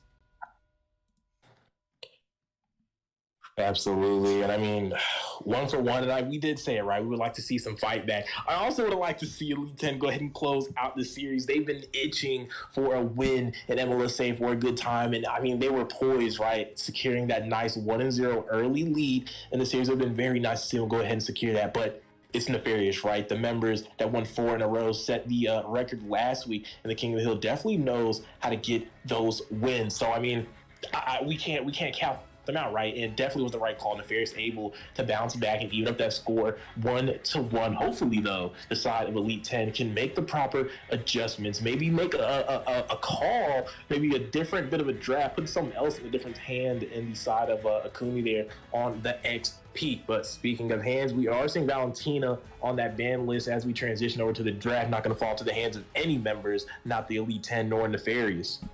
Looking at the draft, a wise decision indeed. Taking out that Valentina, I don't mind that. You know, you don't want to allow too many good picks into the hands of the opponent on the second end of the draft. Valentina's not the worst option. You still have some valid picks out there to kind of work in your favor over on the side for Elite 10. But Joy being taken out, something not out of the ordinary. I want to say Joy has been banned every single game for the MLSA. I don't think we went through a game without seeing Joy banned out. And speaking of bans, Carmilla being taken off the board as well. A lot of meta kind of getting checked off the list today as we are going into game 3 between both teams, Nefarious and Elite 10. Absolutely, but something to note out, we're not seeing the Mia ban. We're not seeing the Fanny ban. It looks like both of these teams are going to look to ban out more of that meta. Like you stated, that was being taken out. It looks like both teams have struggled with some of those picks. We've seen the matchup between the Leo and that Martis. Martis giving an issue over there to the side of Nefarious. Or not to the side of Nefarious, but the side of Elite 10, and that Kaja from Elite 10 in the first match giving a little bit of issue along with that Fred Nord to Nefarious. So hopefully both of these teams are kind of going to lock in and get back to what's usually banned and taken care of, so that both of these teams can have a pretty even match. Definitely even match indeed. I'm excited to see what they kind of pull to the table.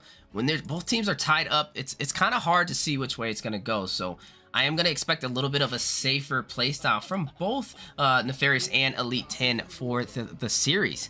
Like, a lot is on the line. We've seen Nefarious kind of have a harder time for game 1. Elite 10 kind of paving that way and showing us just how hard they've been working in the Mobile Legends Scrim Academy. But on the other side of things in the Land of Dawn, Nefarious kind of known for their play style, known for their aggressive finishes, and also known as a prior King of the Hill title holders. So this is going to be interesting if Elite 10 can close this game out. Like you said, we are coming out with that team tier list here soon for the Mobile Legends Scrim Academy, and I'm taking some notes. You know, Santa's checking that list, getting that list and checking it twice. So we're definitely going to be looking at both sides and seeing what we think about them as we are getting closer to Game 3. Definitely, and when the month does closes out, some of these teams are going to be looking like a gift to the MLSA, and some of them are going to be receiving some coal in their those stockings when those standings come out, depending on how the rest of the month plays out. Speaking of things playing out, though, the draft is going to play out a little bit of the same for Elite 10 there. That Leomord going to fall into the possession of Yuki Hara. Had a couple good moments, but started getting shut down as the game transitioned, getting caught out by some of that CC from the side of Nefarious. It'd be interesting to see if they can make the adjustments to kind of get him online, get him enabled to let that Stampede do exactly what the name says, the Stampede, and run over the side of Nefarious. Now, it's interesting to see this Leomord kind of walk and swiftly, you know, Soma kind of picking that up, realizing how valuable that Leomord jungle can be. That Fredrin over there, we know how good Fredrin is as well. I mean, even Deku, what, Five Nights at Freddy's is the in-game name? You know? Yes, can definitely speak on the versatility and, you know, the kit that Fredrin brings to the table. But speaking of kit, oh my goodness, a little bit of a Wan action today in the Land of Dawn. This is going to be interesting. The crossbow Tang. We haven't seen it too often, but when it is there, it definitely gets that blood rushing. And Fushi, one of the best marksmen, it's going to be scary to see him kind of lock that down, giving him that slight early game advantage. And you have to be a little bit more careful deciding on how you will engage the side of Nefarious, but there still are some options on the table. Mito locking in that Ruby to add some additional CC and sustainability to the draft on the side of Elite 10. And hopefully we see a little bit of more presence from Akumi, right? Not doing much in that last match for all intents and purposes. He was nothing more than a XP melee minion there, not able to find anything. 0-7, no kill pressure at all with Darth, but now might have found his role in this composition, going for the Ruby, something a little more passive, a little more durable, a little more impactful in those team fights, even if you're not picking up those kills. Speaking of pickups, though, the Valier going into the hands of Satoshi, one of those common picks now for the side of Elite 10. They pull it out every now and then, and it does good every time it's slotted. Performance has been consistent, and up against a pick like Azumi with this Fredrin could find its mark in this match to kind of slow down the effects of the forward advance. Speaking of slowdowns, though, Lilia being picked up for the side of Nefarious. Now, Lilia able to pretty much get the job done in the early game. You are stacked up against that Valier, though. Two mages that can kind of keep people at bay. But Lilia a little bit easier in terms of damage and using those black shoes at her disposal to get out of those trickier situations. So I can kind of see it. You got two front lines you're going against already, and you don't even know who the roam is going to be yet. Mito over there on that Ruby, and also Soma over there on the Leomord. So it does make sense in theory to see the Lilia, and that will kind of guarantee you their damage dealers for the side of Nefarious. But the question is, who are you going to slot in the jungle, and what also are you going to slot for the roam? We've seen Fredrin kind of be flexed in the roam from time to time, but I'm not sure if that's the game plan for the side of Nefarious, as they still have some valid options. Absolutely, some valid options, right? Still on the board. Like I said, it'll be interesting to see what will happen as we are transitioning into the second half of the pick and ban phase. Akai and Claude being taken out from both sides. It'll be interesting to see now what will also be taken out from the side of Nefarious as they close out their final ban. Carry gonna go ahead and be the option to be slotted up there next to the Claude. So that's two marksman options, make it three if you want to go ahead and count one fall into the hands of the Nefarious, being taken away from E10. But we have seen them go deep into the bag with the picks like Mia. And I'm not going to lie, I think we have a very good chance of seeing the Mia again, especially in that matchup against Fushi with the 1-1. The invisibility from Mia, right, able to purify those marks to unlock the crossbow Tang for Fushi. And I am aware that Akira is very fond of me, and I mean, we've seen him perform on it in the first match of this series. And with that marksman pool being dwindled down a little bit on, we could potentially see it, but we do have to know Leslie is also bored, and so is Beatrix, two of those premier picks in the MLSA. Now, a little bit of coverage over by Something to Prove on the Grok to guarantee that roam for the side of Nefarious. And yes, he has been slotted in. A little bit of wild charge on the way. So definitely get your popcorn ready. Get your drinks as Something to Prove is definitely playing no games. Looking at the side of Elite 10, they still have some options. We know who their jungler is. Ruby can be slotted as the tank, possibly the XP lane. We can even see Valir sometimes being slotted as a roam. I think some teams have actually done that in the MLSA. So interesting to kind of see how this draft is going to kind of play out before our eyes. But nonetheless, they still have some solid picks they can do. You said the Beatrix, the Leslie, and indeed, Leslie has been decided to kind of be that direct counter to kind of rush in and kind of deal with that 1-1. But the question is, will she be able to do it 1-1 with that Inspire? Also using that crossbow Tang at her disposal, may be able to close that distance and secure that kill as long as she can hit those weakness points. You are seeing Belleric being slotted in by Takumi. I love when teams kind of bring new heroes to the table that we don't really see typically in the Mobile Legends Scrim Academy. So I will be keeping an eye over there for the roam on Elite 10. Yeah, I think everyone will. I mean, I shook my head when I seen it slotted in, and I mean, it made me clutch my heart. But Elite 10, one of those teams not scared to break outside of the mold. They're not scared to test new things, to step outside of the norm.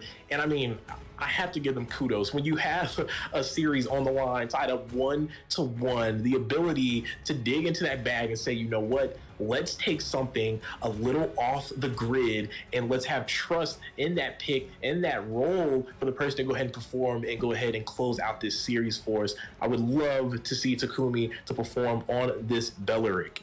Now, looking at the side of Nefarious, they slotted in that Karina as their jungle, and maybe a little bit of a harder time getting online as there's a lot of CC in the hands of Elite 10, and we know that's one of the main weaknesses that a Karina has. So a little bit of placement is going to be important for the side of Nefarious if they want to take these neutral objectives and kind of have an easier game for the early phase. We do know Elite 10 kind of a little bit of a surprise team on us as they were kind of picking up the pace from week 1 of the Mobile Legends Scrim Academy. Taking out Nefarious in game 1, losing in game 2, and now we are on a game 3. Both teams tied to try and close out the series. Definitely place your guys' votes and let us know, who do you think wins the series? Let us know, who do you think wins the draft? Do you give it to the side of Elite 10 over there with that Valir in the mid lane, that Leslie marksman that we've seen so often, you know, picked more and more as we progress through the season, or the crossbow Tang over there by Fushi himself? Definitely place some votes indeed as we are embarking in the Land of the Dawn and both teams tied up trying to close out the series.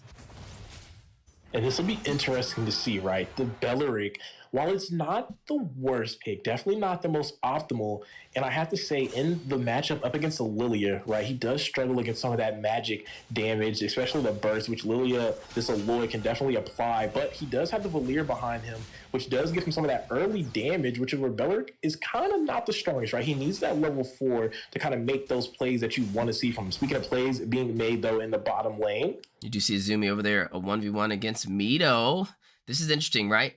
Izumi has the Praise's Wrath. He has the Energy Eruption to kind of disrupt Mito's movements, but a very low cooldown rate for Ruby, which may not be the easiest fight for him, but having an easier time in that lane. Speaking about easy time, you do see Something to Prove trying to pressure the jungle over there with that Grok. Gonna go ahead and use that Guardian Barrier to do some damage, try and steal the blue buff, but not able to as it still has a lot of HP on its side. But man, this is what you want to see when players kind of slot in that Grok. But speaking about slotting in, having to watch out for this Karina to kind of seal the deal if Wanwan Fushi over there can kind of get that damage needed. And that is going to be kind of the story today. Can Karina close the deal on these low HP heroes? Absolutely can they, as we do see both teams stacking up in this gold lane, both providing heavy presence. Speaking of heavy presence, though, we are seeing a little bit of a misplay right there, realizing you were 1 HP and deciding to go up for that fight and quickly, you know, taken down by Izumi. That's a fight I feel like Izumi will take any day, and you cannot sleep on his skills as one of the best XP laners for the Mobile Legends Scrim Academy, and that will give them 1 advantage already in this 2-minute mark with 1 kill on the board. Absolutely, and it looks like both lanes, right, are currently struggling to find anything. We do see Yukihara calling that Stampede, though. Trying to get a kill onto Fushi, but deciding to disengage as he realizes he has a crossbow Tang and was able to hit all the weakness points, but can he close the distance? Hayama forcing him on the retreat, realizes he is too low to engage for that ultimate and not able to hit those marks to secure that kill. But on the bottom side, speaking of securing, Azumi getting a kill onto Mito. This will increase that lead 2-0 in favor of Nefarious right now, and this will give him a slight advantage for this turtle. Looks like Disappointing Retro is going to go ahead and start pulling that aggro. Takumi and Ishiki trying to fend off the 4 members of Nefarious, and the Retribution was secured over there with Disappointing Retro to get that turtle in the hands of Nefarious. But speaking of hands, a little bit of a clash going on, a little bit of a stop by Karina. I wonder what that was about, but taking some serious damage. We are gonna do a pause. It looks like a little bit of lag. I was starting to scratch my head. I'm like, I don't know if that's a little like a little bit of a flex. I thought we were seeing some intimidation going on. A bully on the playground is what it was looking like for a second there. I thought they were about to break dance and then start battle rapping. Man, staying on for the century as we go ahead and transition and respect that pause requested by the side of Nefarious there. Definitely a pause indeed. But ladies and gentlemen, we are the Mobile Legends Scrim Academy. We are here for you guys to prepare for future upcoming leagues in North America. If you guys are interested in competing, register now on the Mobile Legends Scrim Academy Discord server. Today we have some bangers ahead of us as we look at today's schedule. We have Series 1 on the way right now, Elite 10 versus Nefarious. Both teams currently tied 1-1. After that, we will be jumping into Series 2, Dark Immortals versus the Survey Corps. And to finish off today, Excellent Era versus the Simpsons. But back into the land of the Dawn we go, as you do see Leomore securing a kill on Wan in the top lane.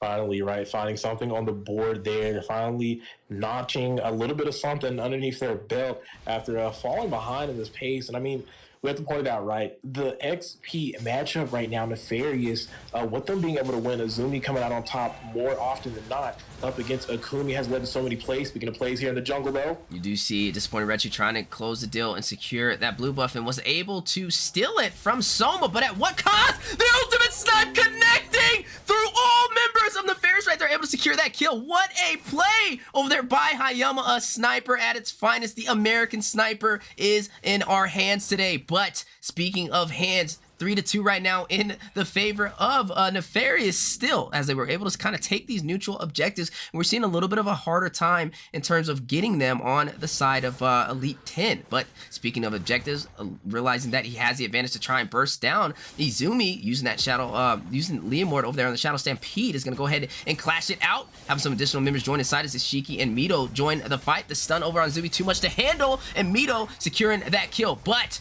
you do see Shadow Energy over there by Lord trying to get the kill on Soma, forced to retreat. Karina getting away with 1 HP. Man, what a clash, but possibly not done. Aloy by himself quickly burst it down, but can they secure the kill? Forced to use the black shoes and makes his way into the tower, but no, goes back in for the fight, secures the kill. He is not done, he is out for blood. He takes 1, no, he takes 2, secures that double kill, and down goes Ishiki, down goes Hayama, and now 5-3 still in favor for Nefarious. Absolutely. And from the side of Elite 10, you got to know when to call it off, and maybe even know when to call off the ultimate, as we did see the Deadly Sniper overstaying his presence as the Black Boots was popped. Speaking of things popping, though, we are seeing 1-1 popping off in that top lane. About to secure that tower, already grabbing that Corrosion Scythe. We are seeing him potentially go over the dive on the gear there, but is going to be able to go ahead and get away from that, as 3 members, though, are starting to close in on this Wan.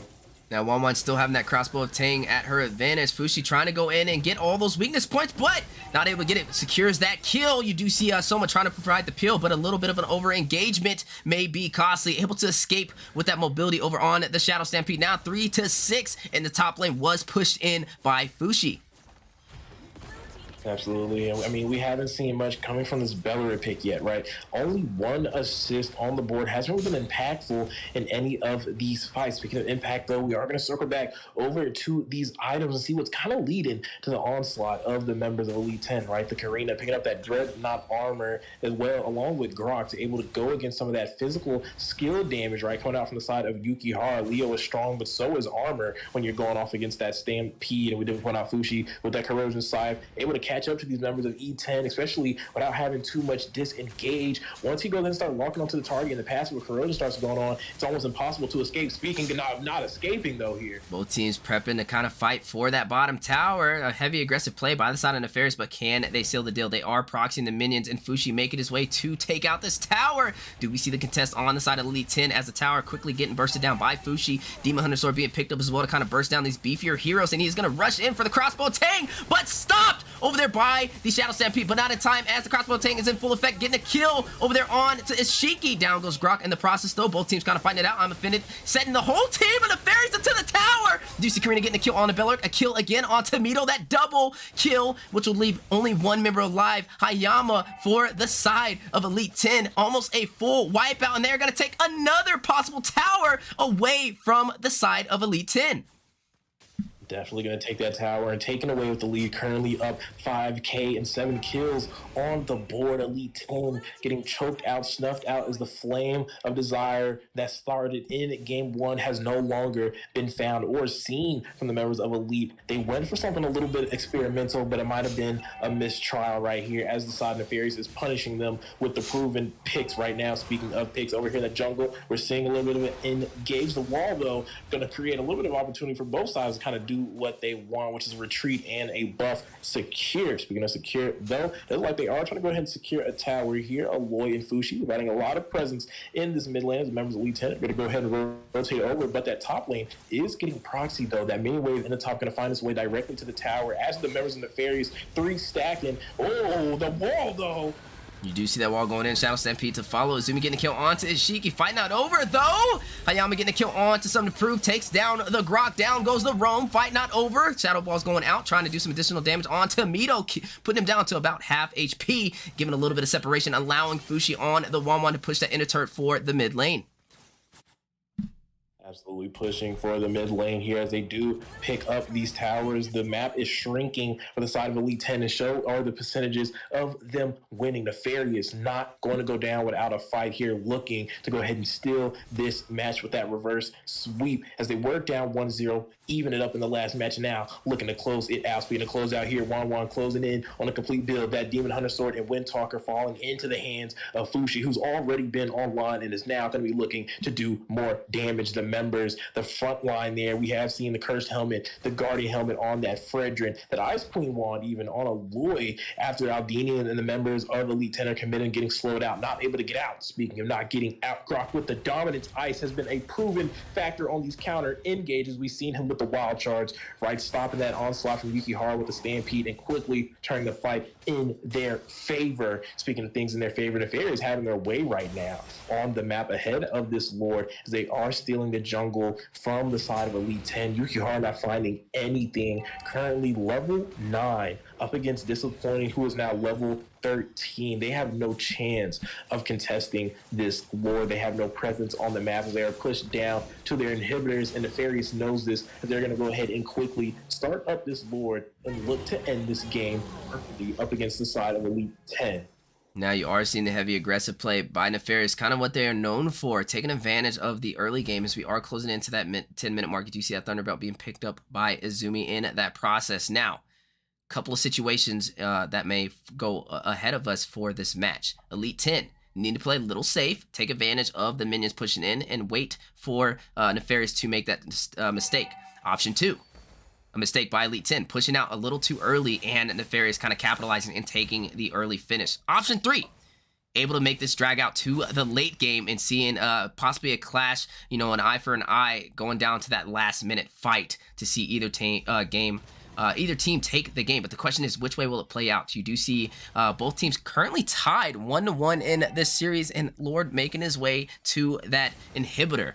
Possible clash undergoing as they are going to push for these inhibitors on the side of Nefarious, forcing Elite 10 on the defense. You do see a lot of engagement over in the mid lane, but Lord quickly bursts it down. But Fushi wasting no time again, taking all of these towers down, gets an inhibitor in his favor, but a little bit of an overextension, searing turret over there by Vallejo trying to push him away, and that will kind of force Nefarious possibly on the retreat, but they still decide to engage, and I'm offended for the CC pulls 2 members in from the side of Nefarious, but the question is who wins this 5v5 class? Something to prove taken out Takumi, down goes Belleric. You see the fight going on, Fushi able to get a kill on Sama, but shut down over there by Leslie. Izumi getting a kill onto Hayama in the process, a little bit of a trade.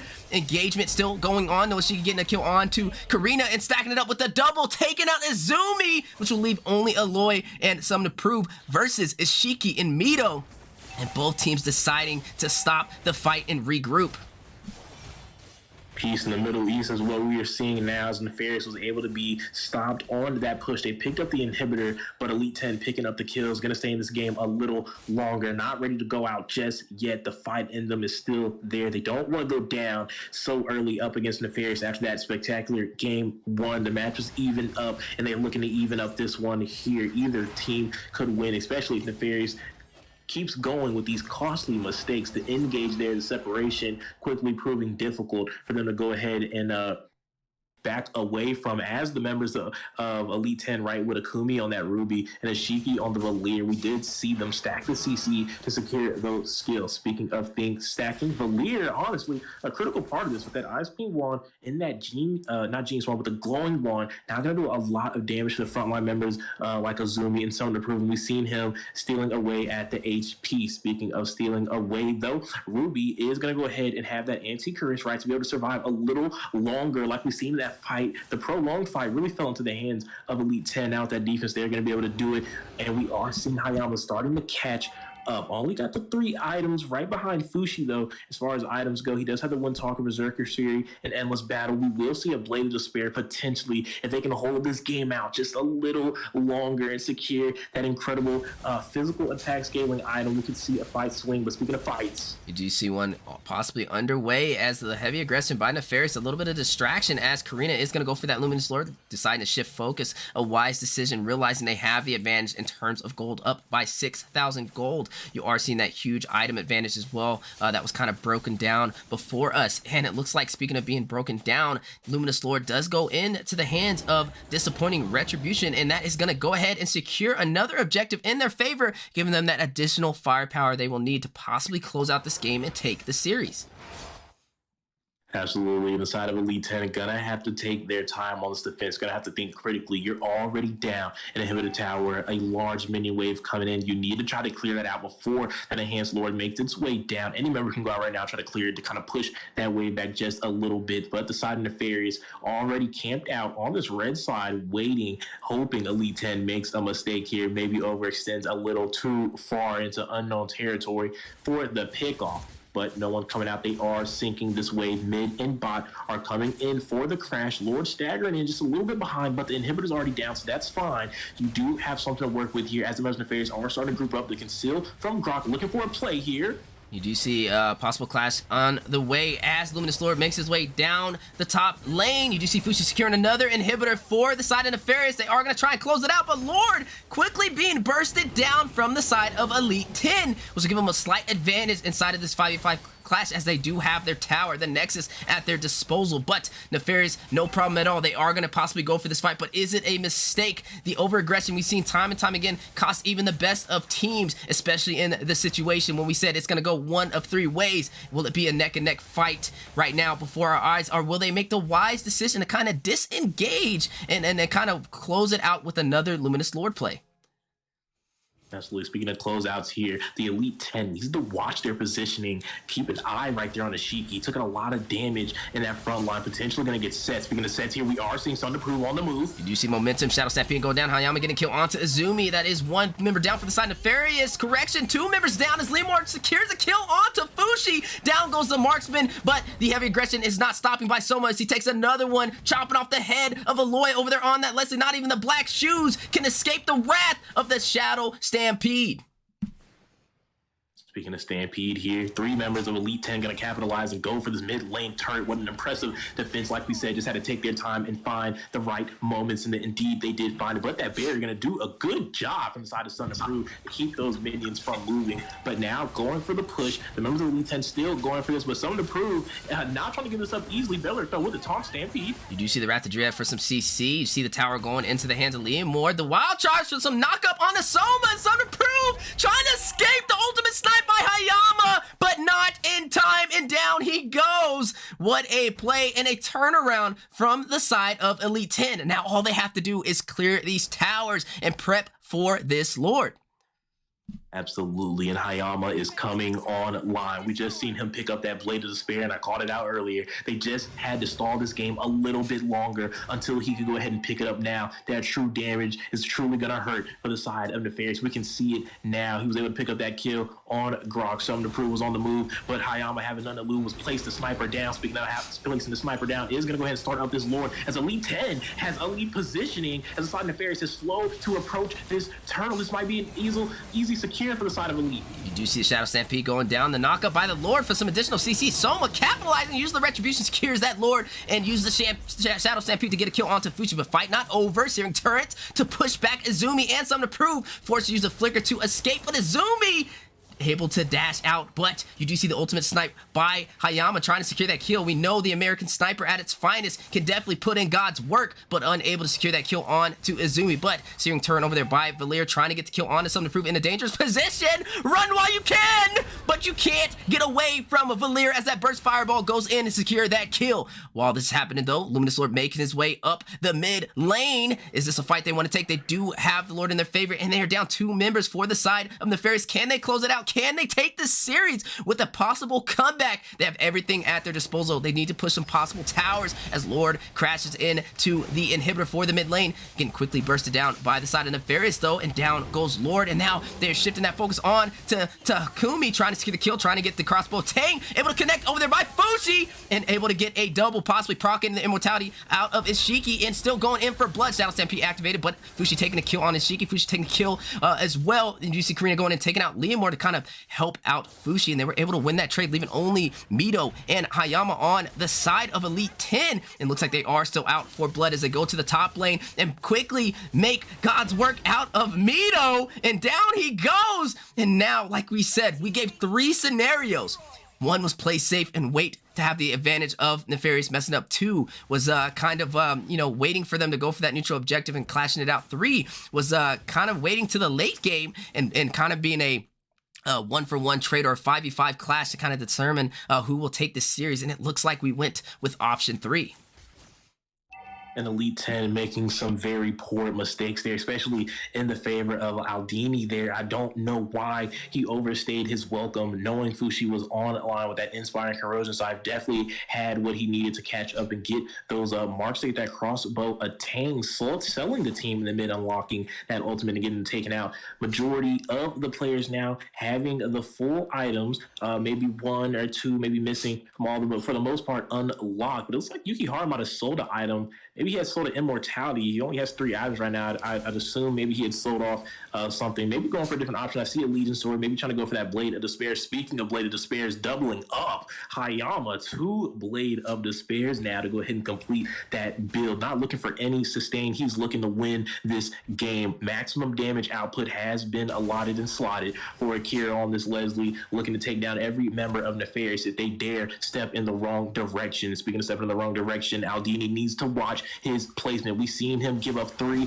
kills just by being in the wrong place at the wrong time as the members of Nefarious spawn in. Has to do better as he made them lose all the momentum off that one play. The members of Elite 10, right? Ruby on the top, Hayama on the bot, were able to push in those towers, but quickly losing the wave pressure off of that kill. Speaking of wave pressure, we are seeing Nefarious now pushing in that top side as Koreans going to go ahead and start up this Lord. Elite 10 going to be forced into an uncomfortable position. You don't have minions in the top side. Keep an eye on Wan over there right now as the minions are being pushed in. They are going to go ahead and throw out the sentry to reveal the positioning wisely, deciding to stay back. I might opt in for the defense. We've seen them pull it off twice and almost win off 1. This could be an opportunity. The Fairy is also in a good spot to close out this game after blundering it the first time with the previous Luminous Lord. They have a second do-over. Both teams are confident in what their decisions were, securing the Lord and now going to defend against it. They have the Valir, they have the Ruby, they have the Beller. The CC is in play to stop the members of Nefarious from ending defending this game and taking the base. All they have to do is stay in the right place and go ahead and stand the line, hold it down for the members of Elite 10 to potentially mount the comeback. But Nefarious looking to close out this series. They were down earlier, but now they're holding the ground. It's even, and they're looking to go ahead and close out this series and go up 2-1 to close out this match. But the Lord is in the mid lane. They're going ahead and sinking the side lanes right now. Karina in the top, Azumi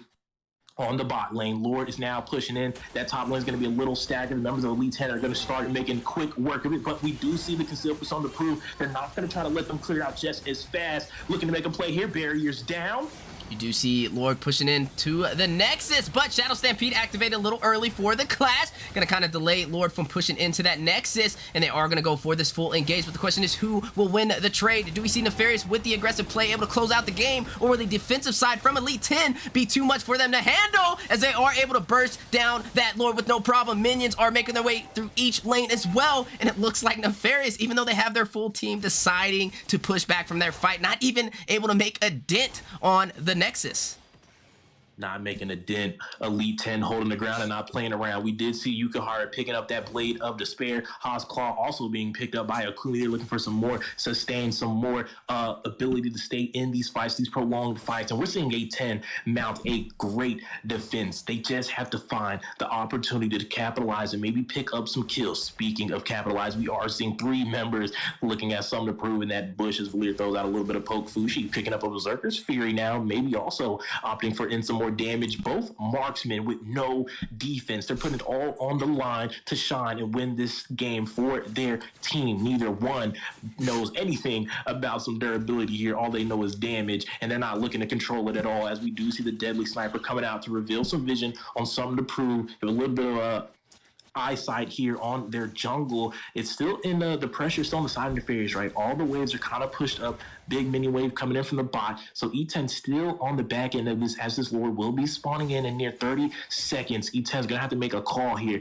They're either going to have to go for the all-in, maybe clear out that bot side the best they can and go engage for that next Lord, or mount another defense. It would make it 3 defenses. And I mean, as incredible as they are going to get harder and harder as these Lords are getting stronger. They're increasing, scaling, and from the side of Nefarious, they have to find a way to close it out. I mean, it's hard, right? Like we said, that Valir and the Ruby and the Bellid providing the CC on those engages. Nefarious having a hard time being able to close out and make it to the tower. Both Lords being stopped in their tracks and forcing Nefarious half to back. Speaking of forcing, though, Nefarious going to go ahead and have Karina start up this Lord nice and early by himself. The conceal, though, from some to prove, maybe looking for a play, but there's a lot to lose. As down goes Hayama, giving them a huge advantage that they have no marksman for the side of Elite 10, and this is definitely the fight you want to take. They can close out this game and take the finish, win the series, and you are seeing that be the game plan today. You do see the Searing Turret to push the full team back over there from Nefarious. A wise micro and macro from the side of Ishiki over there, but is it enough as minions are closing in down the mid lane? You do see I'm Offended pulling 2 members in, allowing the crossbow tang to be activated by Fushi. He is going to go ahead and proc the immortality on Ishiki, but Ishiki makes his way into the base. You do see Killing Spree activated. Ruby does get taken down by Karina, and down goes the Nexus in the hands of Nefarious. And ladies and gentlemen, they have taken the series. Wow. I mean, I got to tip my hat to Elite for the defense, but not finding a way to win this game. Nefarious able to go ahead and secure this series with the gameplay. I mean, that last play, that conceal with the grok, the flicker in, what a shot call, what a play to go ahead and secure that victory. Made it a quick 5v4. Speaking of quick, though, Fushi making light work of the matchup over there in the goal lane, picking up that MVP with all damaged items, put it all on the line, and it all ended just fine. Now we're going to go ahead and take a look at this data to see the major impact players. And of course, Fushi, 40% team damage, 81% turret damage. If you look at the rest of the stats, you would think the rest of the members of the Nefarious took a nice little nap and told Fushi to get it done 1v5 style. And I mean, he kind of did if you're looking at the statistics. But that's going to go ahead and close out this series for us in between Nefarious and Elite 10. A big shout out to both of these teams coming out and giving us an impressive Series 1. Definitely impressive indeed. What a clash between both sides. Unexpected on seeing how well and the side of Elite 10 has improved just with 1 week of the Mobile Legends Scrim Academy. Even though they didn't close out the series, definitely has swayed my opinion on where they sit on the tier list. But Again, they went against the title holders from MLSA Week 2 with the highest wins in King of the Hill, only taken out by Ackerman. So, you know, it is one of those harder teams for the Mobile Legends Scrim Academy you are going against. Speaking about the teams, though, looking at Nefarious, definitely held a position, kind of regained their focus to be able to win 2 games in a row. But ladies and gentlemen, that was only the first series, as we have 2 more on the way. The next team's up, Dark Immortals versus the Survey Corps. Don't go nowhere. So it's going to be a best of 3, so grab your popcorn, get your drinks, and get ready to embark back inside of the Land of Dawn. Be back with you guys momentarily.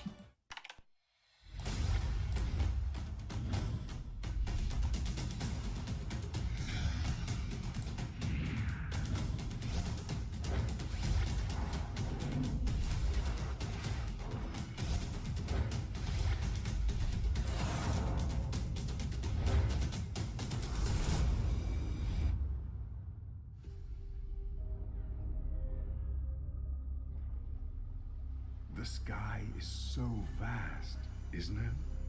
My little flare. Papa? Can you reach the sky and ignite the stars?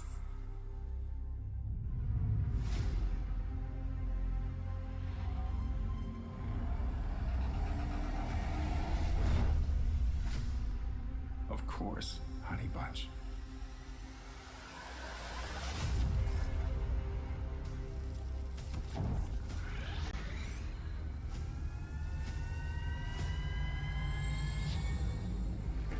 Papa never returned home. He's among the stars now. But what about me?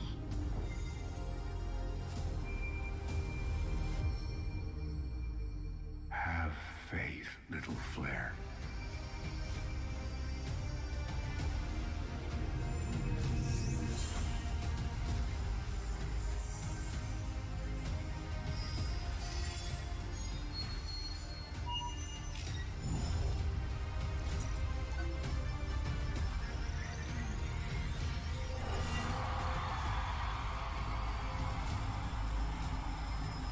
Now this is a wonder to behold.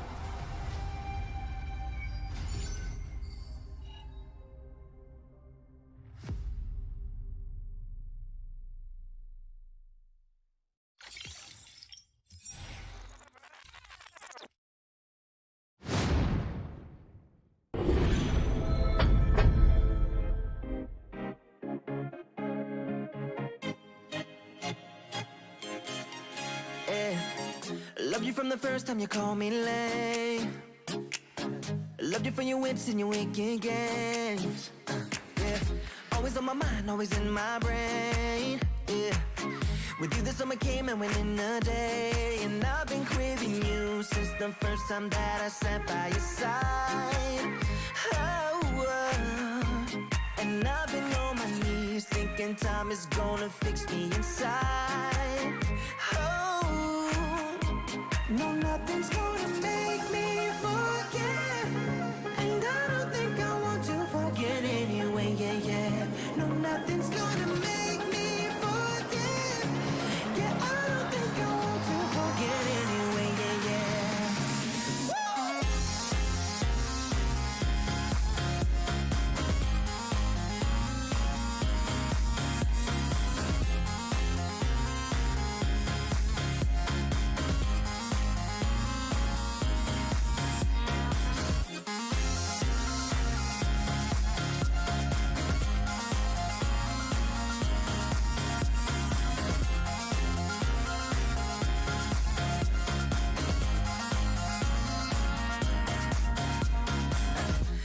Feel it when you're miles away, yeah. You can make it shine when the whole world rains. Always on my mind, always in my brain. With you the days are long and the nights are late, and I've been craving you since the first time that I sat by your side. Ooh, and I've been on my knees thinking time is gonna fix me inside.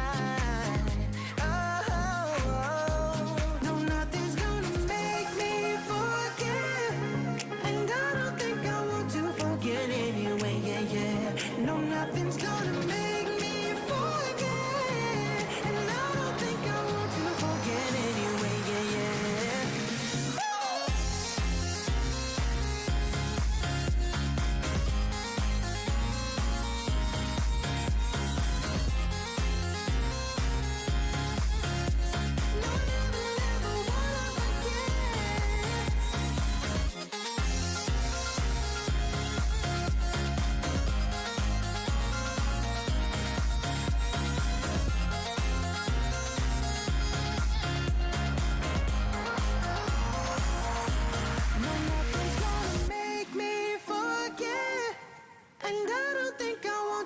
forget anyway, yeah, yeah. No, nothing's gonna make me forget.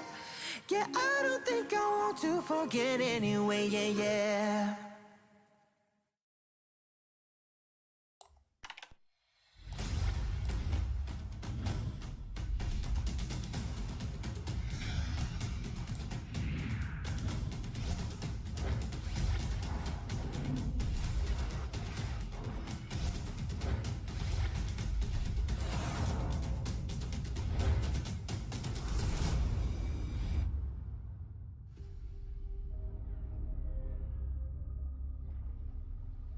The sky is so vast, isn't it? My little flare. Papa? Can you reach the sky and ignite the stars?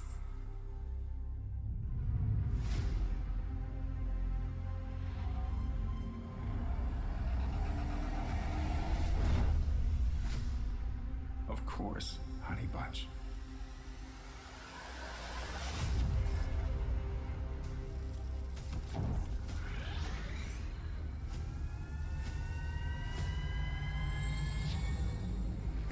Papa never returned home. He's among the stars now. But what about me?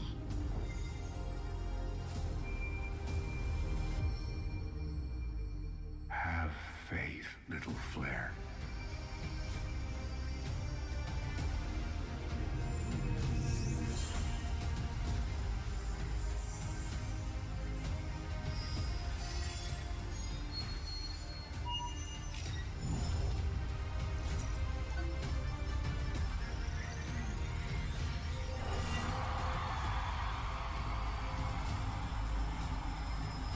Now this is a wonder to behold.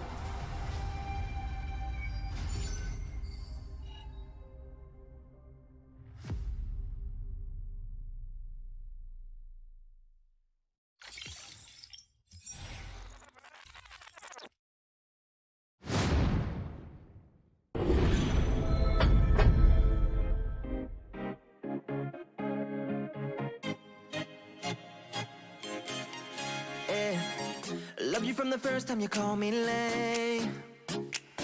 Loved you for your wits and your wicked games. Yeah, always on my mind, always in my brain. Yeah, with you the summer came and went in a day, and I've been craving you since the first time that I sat by your side. And I've been on my knees thinking time is gonna fix me inside. No, nothing's gonna make me forget. And I don't think I want to forget anyway, yeah, yeah. No, nothing's gonna make me forget. Yeah, I don't think I want to forget anyway, yeah, yeah.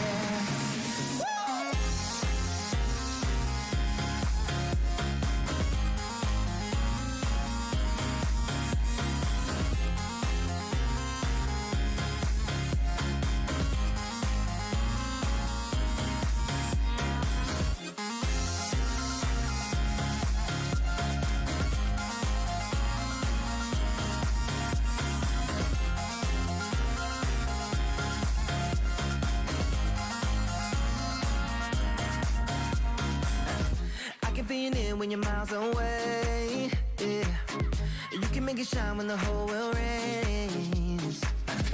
Always on my mind, always in my brain. With you the days are long and the nights are late, and I've been craving you since the first time that I sat by your side.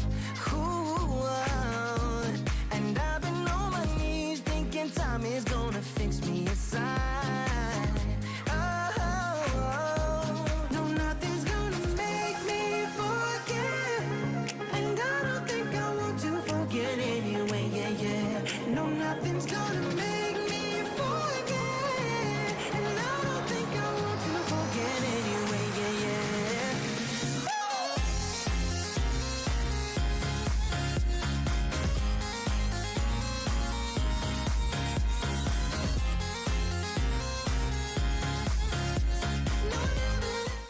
ladies and gentlemen, we are back in the land of the Dawn for the Mobile Legends Scrim Academy Season 1, Week 3, Day 2, and we just officially finished the first series. We got to see Nefarious take out the Elite 10 in a 2-1.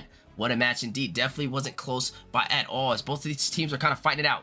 Match 1, I want to say, was definitely in favor for Elite 10, kind of surprising us with the capability and also surprising us with how much they have grown from the first week of the MLSA. Looking at Nefarious, not really too surprising, kind of seeing them outperform a lot of teams.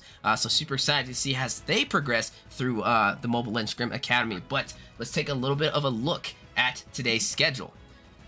We've seen Elite 10 versus Nefarious for that best of 3 for Season 1. We've seen Nefarious take that win for the series. Season 2, currently ongoing, we are looking at Dark Immortals versus the Survey Corps. And to finish out the day, we are going to be looking at Excellent Era versus the Simpsons. Absolutely. And I mean, right now, as we are going to be heading into this Dark Immortals versus Survey Corps, we know where Survey Corps kind of stands right on the totem pole in the MLSA, and hopefully, right, they continue that in this week. We have seen teams kind of trade off from the high and low end in the MLSA from week to week, but Survey Corps looking to maybe keep themselves poised as one of those top premier teams in the MLSA. And Dark Immortals, no laughing matter at all, coming up strong recently in their performances. Haven't been able to win everything, but we've seen the scale, right? They've been fighting back against some of these really strong teams in MLSA and looking to position themselves as one of those teams as well. I'm very interested to see what they can pull off. And speaking of interesting, right, last week, or not last week, yesterday in the King of the Hill, right, we seen that jungler. I'm not sure if that's a new pickup. I don't know if it's a new pickup or if it's just a name change, but we seen him perform right on those assassins, looking like a good new, potentially new, or just a name change. I don't know if it's a name change meta going on, right? We've seen that with Straw Hats went into Elite 10, their gameplay going up. Might have been a name change for the Dark Immortals jungler as well, but if it's a new jungler, definitely a pristine pickup and definitely heading into the right direction. Speaking of heading in the right direction, though, on the draft screen, we are seeing the Joy, the Kaja, Carmilla taken out, as well as the Martis and Valentina. Both teams taking no risk, letting these meta top of the cream picks being allowed out on to the Land of Dawn. I don't think we'll ever see a day when Joy gets slotted. I'll get excited, though, for it. Maybe we'll ask them, like, hey, just let Joy walk. Let's see how it goes, man. But like we said, looking at the draft, a lot of meta taken off the board. Leomord's still in full effect on possibly an option for Shadow Key over there on the side of Dark Immortals. But as history has shown, Dark Immortals kind of a little bit surprising. Wait a minute! I didn't know they had a Fanny player on their team. Oh man, we are in for a show as the bold statement at its finest has been, spread across the Land of Dawn, as OMSIM is going to go ahead and lock in the Fanny. Yeah, and I mean, now I'm definitely leaning towards that must be a new pickup, because you're right. We did not have an idea they had a Fanny player, and that's because they've never had a Fanny player. It's never been slotted for the side of Dark Immortals, even when it was open. But they're going to go ahead and lock it in first pick. What a statement from the side of Dark Immortals ahead of Series 2 in Game 1. But speaking of ahead, though, we are seeing the Grok and the Beatrix being locked in from the side of TSC, the Wild Charge and the multi-tool Handy Manny in the bag with the bag of tricks. Beatrix being slotted in right behind them.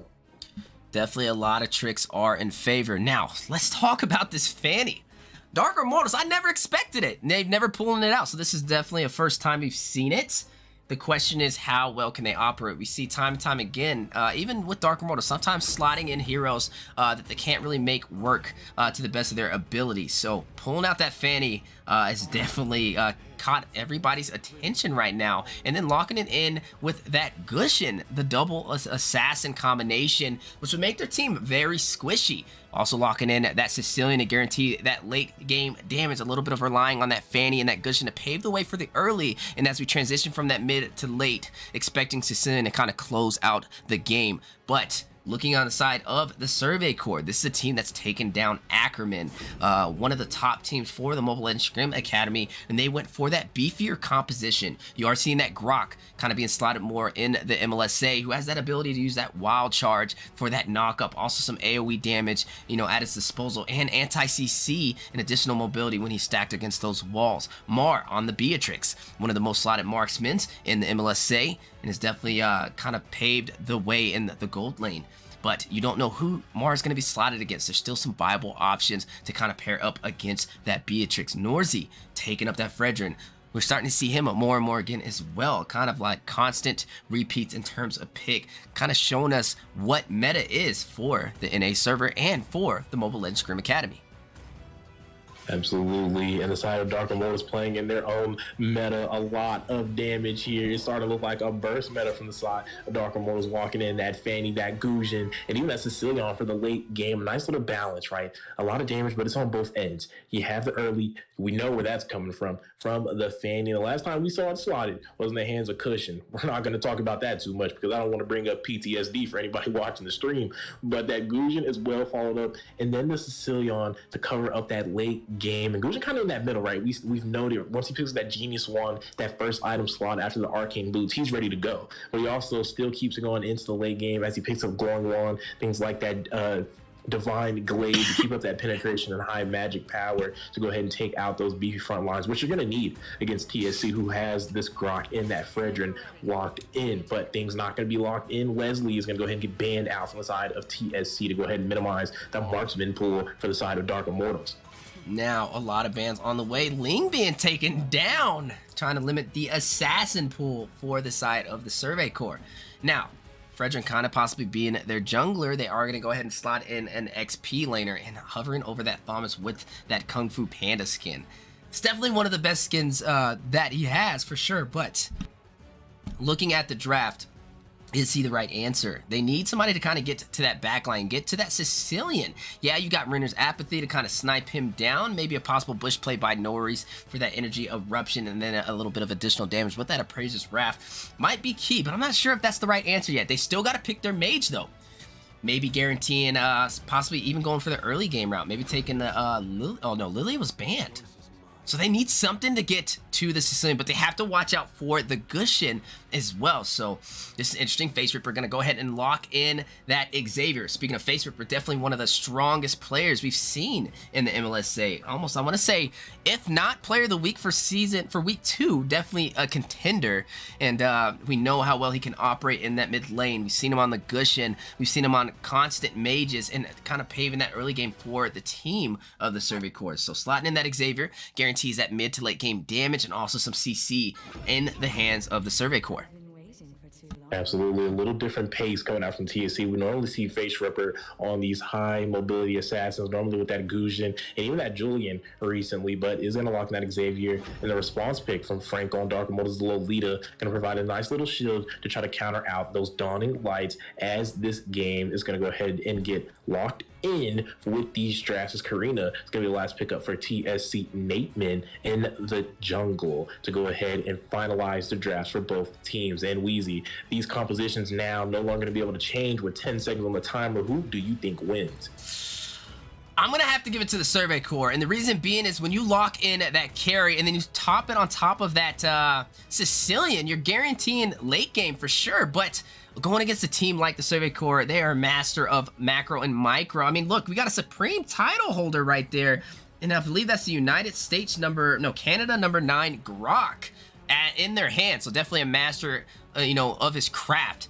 Need to watch out for his placement, watch out for those wild charges, but they do have Fanny. They have a little bit of a wild card draft, though. Like you said, we've never seen their Fanny operate, so I don't know how well they can kind of use those cables, and I think that also is going to be a deciding factor for this match. They already got the double assassin combination. They don't have a lot of frontline composition outside of Franco over there on that Lolita. There's a lot more frontline in the hands of TSC, so I would definitely say the draft leaning more in their favor. Absolutely, I would have to give the same. There is a lot of dire from the side of Dark Immortals. There's a lot of frontline disruption, CC coming from the side of TSC, the wild charge, energy eruptions, and even Xavier providing some of that CC as well with that immobilization. It's going to be good enough to try to stop the tracks for the rest. May have a little hard time dealing with Fanny, but that's also going to be dependent, like you said, on Omsum being able to perform with these steel cables. If the Fanny can be slowed down just a little bit, the rest of the members are going to have a hard time. Even someone like Lolita, right, be able to land those Numium blasts, going to have a time up against the composition of the TSC, who has the right tools to go ahead and disrupt a lot of their plays from Dark Immortals. But I will say, right, not a lot of backline coming out from TSC. And with that Sicilian locked in with Shadow Key on that carry, that late game damage, like you pointed out, definitely has potential to take off to their max form without having too much pressure or threat from being dove by the opposing side. Speaking of dives on the opposing side, I'm going in for the early attack on Mark. There's a little bit of damage, but they'll have to go ahead and disengage with the steel cables. But enough to let them know I got my eyes on you and I'm looking to perform. Definitely looking to perform, but the question is, do we see a master of cables in the works? Can Osem pave the way in the early game? And if not Osem, kind of keeping my eye on Aya's #1 fanboy for the Gushin, but he is stacked up against that Grok. But interesting fact about Gushin, only needing that Genius Wand and that Arcane Boost to deal that damage. But speaking of damage, an aggressive play over onto Face Ripper, trying to secure that kill with the Cutthroat, but unable to hit the mark for the finish. We do know Turtle is spawning in. Fanny forced on the recall. Still has the blue buff at her disposal to go in for this class. But the question is, who will take this neutral objective? You are seeing a little bit of zonage from TSC, but Franco in the bush for some vision, and a possible clash is underway. Absolutely, but the good barrier there, and while Fanny's trying to pick up this blue, Nate going to make quick work of the Turtle right now. The zoning is in play for TSC. We did just see the wall charge come out to stop the front ongoing from the members of Dark Immortals, and that is going to be a Turtle falling into the hands of Survey Corps. Already taking a early objective in their favor. We need to see Fanny come online. We're 2 minutes in. Normally with the Fanny, you want to start already getting at least 1 or 2 kills, and it looks like that's the plan. Rushing in on the Face Whipper, but overextension and a knock up and not able to get the kill. Not going to be able to get the kill at all, but the bad speed's coming out from Dark Immortals with Key on the Sicilian, but not enough mana and not enough enemies there to make anything go on, any profit to come out of that. Neither team finding a kill right now, but Survey Corps obviously finding those objectives as they are currently up in a lead. I am going to take a little bit of a peek into the items as Fanny is prepping to get her first damage-dealing items and secure some kills, but we need to see her get online. Beatrix wearing socks out there is going to, not even socks, no socks on at all, does not even have the boots, is going straight for the Blade of Despair. Beacon of Despair, Norris in a little bit uncomfortable position there. Franco and Key with a wombo combo looking to drop him, but there is going to be a little bit of a disengage. But we do see Nate Man sitting there looking for the ambush. Shadow Assault could come into play. He is starting to do a little bit of damage to Key. Bats impact is going to come out, but the Shadow Assault is unlocked. First blood going to Nate Man. Now the return wall spam coming out from this Fanny Omsum is going to go ahead and defer that kill over to Franco, though. Shadow Face Ripper going to get taken with the stun from Franco. Norris in the back line, though, with Energy Eruption, trying to find Key, but that is a disengage. A little bit of a trade there in the jungle, a little bit of scuffle. Definitely in scuffle, but in terms of kills, still leaning into the favor of the Survey Corps, taking that Turtle and also taking 2 kills. You see that snipe? Ooh. Oh my goodness! Mar not missing a beat, but Turtle is about to spawn in again. We've already seen the first one land into the hands of Nateman. Face Ripper picking up that Clock of Destiny, having an additional, HP pool at his disposal, and possibly connecting it with some additional items to stack for damage. Man, we do see Turtle spawning in underway, but on the top side, in the top side, Nate is going to take the kill on Ayaz. A good number advantage there, but Omsum looking to trade it back out. Look for Yupo, but the Wild Charge is going to come out. Numian Blasto is going to find Grok, because Omsum is going to go ahead and pick up that kill on Yupo and trade out the XP. Key down here getting engaged by Noise, but not going to get taken out. Now he's getting hit by a little bit of damage. Dawning Light going to connect to 3 members, but not going to do much. He's not really scaled up just yet, but Nateman is going to go ahead and start this Turtle as the members of Dark Immortals aren't really in good position to contest this. It's going to be another easy objective. Speaking of easy, though, in the bot lane, we do see Omsum trying to target Mar here with the steel cables. Not going to connect any, though, as Mar is having his way in the gold lane. Now, Osem was able to take 1 kill, but is that enough to kind of pave the early game for your team? As this is kind of their plan, but at least they're not losing a lot of members in the process and possibly waiting for that late game for that Sicilian and also that carry to kind of take over. Absolutely looking to take over here, and that's really the name of the game, right? Their win condition really lies in those backline carries. Speaking of backline, though, we do see the front lines going at it. Franco and Norris positioning. Dawning Light is out. The Numian Blast, Appraiser's Wrath combo is going down, and Norris is losing that trade. He's going to get forced to go for the recall, but Mar going to find carry there with the Runner's Empathy. Key forced him to retreat, but is going to get taken out by Nateman now, making his way down, looking for a double kill. Franco pops to conceal, but Nateman is going to go ahead and turn around, not going to overextend, got what they needed, and they're going to go ahead and pick up this gold lane tower. Definitely picking up that tower, and that's exactly what they needed. It's okay if you can't get the kill. Take the objective, and down goes the tower for the gold lane, giving Mar that slight advantage. You weren't able to see Osem really connect on the kill. And speaking of kills, his #1 fanboy having a very hard time with this Gushin. It looks like Yupo doing a very good job on contesting and maintaining the pressure of that lane. But speaking of pressure, a possible push for the mid lane. Yes, that is. A steel cables coming out from Olsen. Going to go ahead and use the cut throw, taking more damage. No, not going to find any bruise passion coming out. Bats impact coming out. Numium Blast going to get canceled by Nori's there, but Xavier getting caught by the Cycling Claws is getting damage now. Carry in the mid lane. Nate mid in between 3-member Shadow Soul with the Dawn Light combo is going to secure a kill on Franco. Fanny back in the mix looking for a face over there, but is going to get CC'd by Nori's. Knocked in the tower, and that's a kill going in the hands of Fredger and the XP laner for the members of Survey Corps. That is a 2-for-1 trade. No, a 2-for-1 trade going in the favor of Survey Corps. Man, but 7 kills on the board for TSC. They're definitely leading the way as they are trying to close this game out. But the later this gets, the more and more online you're going to see Key and Shadow Key. I guess both of them having the keys to the late game, double key at that. And you have to kind of watch out for that. So you want to kind of get that early finish for the side of TSC. Is that really, you're relying on that Beatrix and you're relying on that Xavier to kind of close the deal when it comes to late game potential.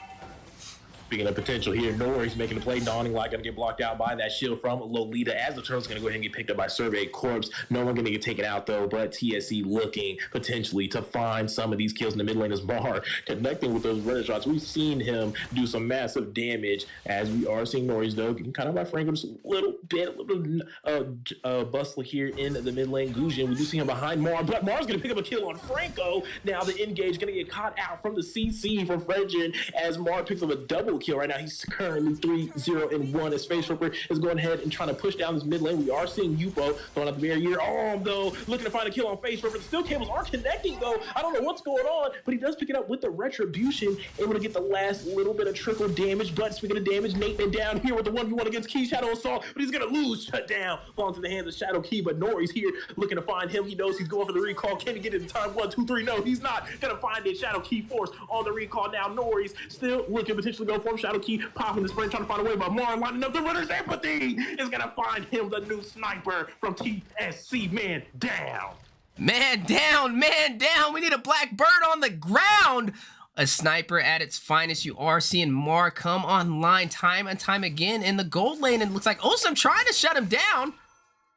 Trying to shut him down here, but Some we have seen the cables haven't been connected, and right now it's looking like Mar has on the run as he's coming with the recall. Still cables not going to get it again. Not looking very proficient. Norris though going to go for the engage on Franco on the front line, seeing the CC stack up right now. Mar with that Nibru's right now ready to go. We do see though the return Numium Blast is going to connect with the flicker, finding Mar, but the members of Dark Immortals not targeting right now. Now they're going to go ahead and look to go dish the damage, and Mar's going to find the flicker, pull out the Renner, a sniper in the melee range, going to find the kill on Shadow Key, almost looking like a shotgun with the Renner's Nori. He's going to find Armsome on the steel cables, stop him mid-flight, a delay right there from United Airlines. Nori's though finding the CC on 2 members. Yupo now finding his way, double kill on Nori's favor. Appraiser Raptor going down, not going to connect. 4 members of TSC looking to push Franco down. More sliding in, wild charge. Yupo's gonna find the kill on Franco. This loose patch and hitting air. So is Iron, but it's going in with the incandescence. Might have been the best play here as he's gonna get taken down by Yupo. Double kill for the Grog, but he is gonna find the shut down though on Mar with the Gujin. Man, oh man, an aggressive play though over there by Gushin. How to fight you want to take, kind of diving into 4 members of the Survey Corps who are already in the lead by 10 kills. Looking at the gold, leading the way by 7,000. A little bit of an item check as they are progressing to take this objective as well. You are looking at Beatrix having that Hunter Strike and that Malefic Roar stacked up with that Blade of Despair for some additional damage and pin. You see a rush for the Lord over there by Osem, but forced on the retreat as he runs into a brick wall as Yupo is kind of frontlining this objective. Absolutely, and Numium Blast not going to connect with anyone there. Noise now, and Yupo sandwiching in Franco. Yupo zoning off eyes there in the background as Franco getting taken down. We do see Nateman pick up the kill on the Lolita there. That's Feast coming out, Dawning Light as well, sending out no one else going to get taken out to 1-for-0 trade in the favor of Survey Corps as they also pick up that Lord there. Dark Immortals put in a hole. Man, a hole indeed as they are picking up in items, and right now they're having an easier time against Dark Immortals. But speaking of both sides, you do see a kill on the top lane as down goes Mar, the American sniper, over into the hands of Gushin. But now Nori's and Nateman making their way over. Nori going straight through the tower. No, Ice is low. Wants to side to secure this kill. Ai is going to go for the recall, but not going to happen. We've seen this earlier. Nori's able to force the members not be able to recall. But speaking of things being forced, a killing spree off screen from Grok as Arm is trying to pick up this buff as the members are closing in on him. He's not going to be able to get out the steel cables. Oh, barely, very low, but the retreat might take him out from Karina. This man is living with a fraction of HP, barely going to make it out, but not going to secure that blue buff though. So when he returns, not going to have much in the way of being able to defend against this Lord. Pushing the bot lane as members of TSC are crowded in the mid. Nori's now getting ready to start zoning as they do have minion wave pushing in the mid. That Lord pushing down in the bot side. Yupo Naven patiently waiting. You can tell Yupo's lining up something, looking to go for the wild charge here potentially. He is still stalking the members of Dark Immortals. Shadow Key stepping up a little far there. Franco as well. They are able to defend that, but after they lose 2 inhibitor towers, now the base is completely open. 12 minutes into the game as TSC is going to go ahead and disengage. Definitely deciding to disengage, but man, oh man, looking at Mar just leading the way over there on that Beatrix. 5, 2, and 4. Oh my goodness! Down goes Fanny, man down! Man down and down. More now taking out the Nibiru, looking to do some damage, and you can tell he's feeling himself, popping that Fanny before the steel cables can even pop out. You don't even see the reaction coming out from Arm on the Fanny. That's just how much damage Mar is doing. Damage out of this world. Definitely coming from Mars. Speaking of Mars, Yupo almost going for the wall charge there. Not going to connect with anyone. The flicker's down now. The re-engage from Gujin there. This is going to find the kill on him. Dawning Light finding 4 members though. Numian Blast as well. But Mars going to find the Ritter. Empathy to go ahead and take out Gujin on the recall. That is 2 members down from the side of Dark Immortals. Don't Fanny back into play. Yupo is down from the side of Survey Corpse, but the side of TSC still going forward. All trying to find a kill on Mar. Not going to find it. Those cables not getting the job done, but TSC looking to get it done. Dawning Light finding Shadow Key in the back. Ground not going to take him out, but is low. Mar going to stay alive on Arm. Franco going to take down my face. Mar's going to take out Arm. Mark and taking down the assassin. What a turnaround. Mar looking to end this game right now as the members of Dark Immortals going to push back to the base. Mar going to close out this game. TSC will take game 1.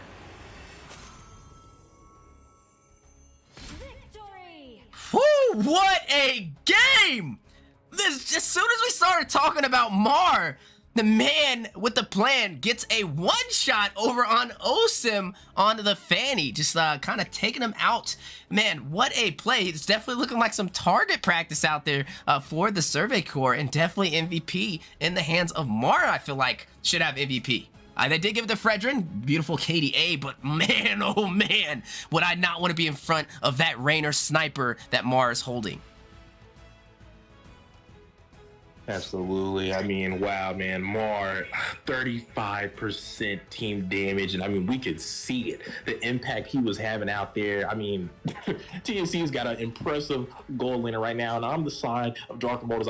We got to ban out the Beatrix. It's no question that you got to ban it out. Too much impact. 35% team damage, 51% turret damage. And out there for 62% of the team fights, getting it done on all aspects of the battlefield. Definitely all aspects indeed. But ladies and gentlemen, this is not a best of 1, but yet a best of 3.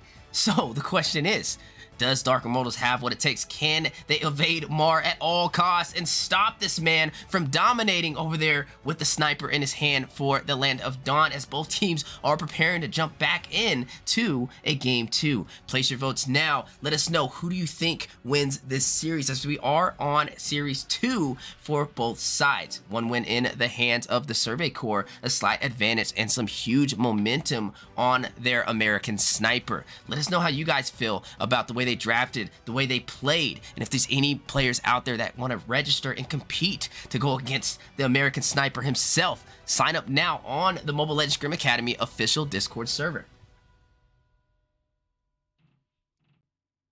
Ooh, man, Wheezy. I mean, if the games keep going like this, I might have to run out of breath here casting these teams, all the action that we're seeing in between them tonight.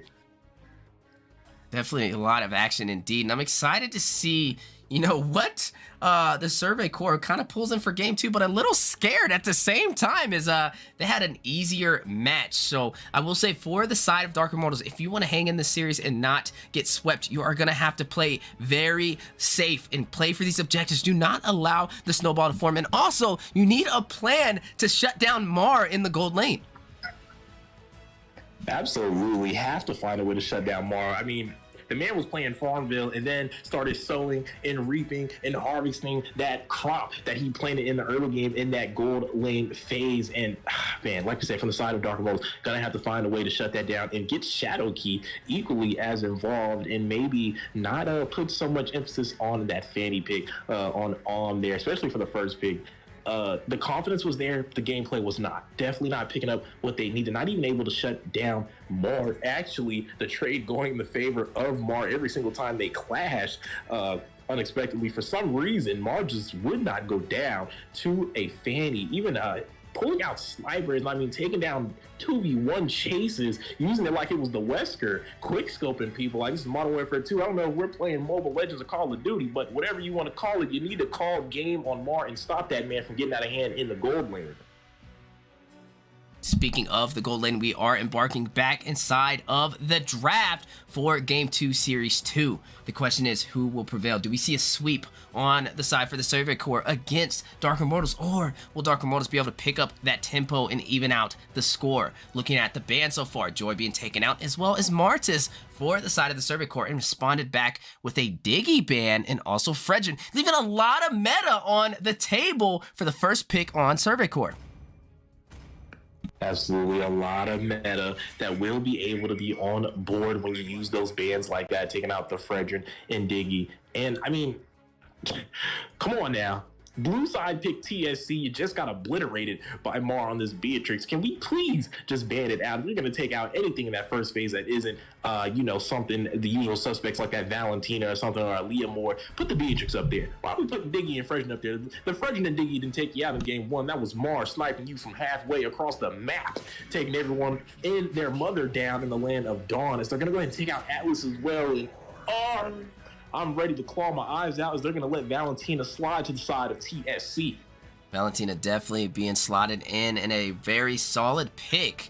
Can kind of do it all. You got to definitely draft a little smarter when you are going against that IMU. Valentina having the ability to use any ultimate at her disposal. So we are going to have to expect a little bit of a smarter draft for the side of Dark Immortals if they do not want to give this game over to the Survey Corps for the win of the series. Now, if they're going to take Valentina, some things are still on the board. You do have Liam Ward as a possible jungler still. You will give the Shadow Stampede over to Face Ripper. Maybe not wanting to slot some heavy utility on your side like a Farza or anybody with that CC that Valentina can kind of use against you. We see some teams kind of lock in things like possible Kadita or a possible... Oh, no, don't do that.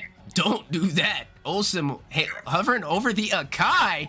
Definitely not a pick you want Valentina to have. I tell you what, brother, I don't know if the side of Dark Immortals is limit testing TSC, but if they are, you might want to stop it because TSC is going to pass it with flying colors every single time. This is not the team that you want to test against. TSC is going to punish you when you make these mistakes in the draft, and as well as the mistakes in the game, as we've seen in game 1, taking every opportunity to spank the side of Dark Immortals up, down, left, and right all through the night as we are heading into game 2 of this series. We are seeing Carmilla being locked in, and Wheezy, I'm so bothered. There's so much utility on board just from those 2 picks for the side of TSC for Face Ripper with that IMU. Oh man. But Nate Man locking in that Liam Ward, at least having a decent jungler at their disposal. But again, when you pick up the Akai, you were basically giving the Survey Corps an Akai as well. When you pick up a Carmilla, you're giving them the Curse of Blood to be able to stun your heroes and stack that damage. And now Valentina kind of smiling like a kid at an amusement park, about to get a big bag of candy. And definitely needing to kind of be a little bit more wiser. I'm kind of scared to see how the rest of the draft is going to go for Valentina right now if Dark Immortals is not careful with the ultimates they let slide by. Absolutely. They definitely have to be careful with what they're letting by. Speaking of letting things slide by, we can't let that final pick in the first half for Dark Immortals slide by our eye. Edith being picked up for the first time in the MLSA. And I have to say, I'm not really sure what they're looking to aim for. I mean, they do have some frontline capability, to say the least, with the Akai, the Carmilla, and Edith being locked in. But what exactly are they looking for Ios to provide in this composition that they maybe could have gotten somewhere else? Edith hasn't really been prominent in any scene at any level.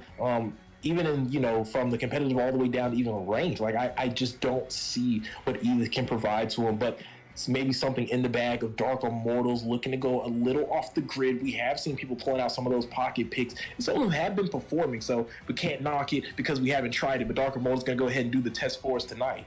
Definitely going to do the test, but the question is who will do the dance for the win? Like you said, we don't really see some of these picks kind of slotted in, and I'm definitely interested to see exactly how this plays out for that Edith. But if you look at the composition for Dark Immortals, they definitely have the frontline composition. They have a lot of heroes who can kind of take that damage, but the question is, after you take the damage, what are you going to provide? They need to lock in some more damage dealers from their side. Yeah, you can use you know, the Edith over there to kind of proc in with that Inspire and try and get some kills, but is that enough? Looking at the side of the Survey Corps, you do have that Valentina to be able to push them away when needed. You have the Valentina to be able to use the Curse of Blood against Dark Immortals as well. Leomore, definitely a wise decision for the jungle, and Leslie to kind of guarantee that late game damage that they'll need to close out this series. So as we are creeping into the second phase of the draft, still some options on the board for the Survey Corps. They still need to pick their roam. They technically already got a Kai, so maybe even going the support route might not be the worst option, and then picking up maybe like a beefier XP lane can kind of seal the deal. Even Grok has been taken off the board, though. That is one thing I can say was a good decision by the side of Dark Immortals right now.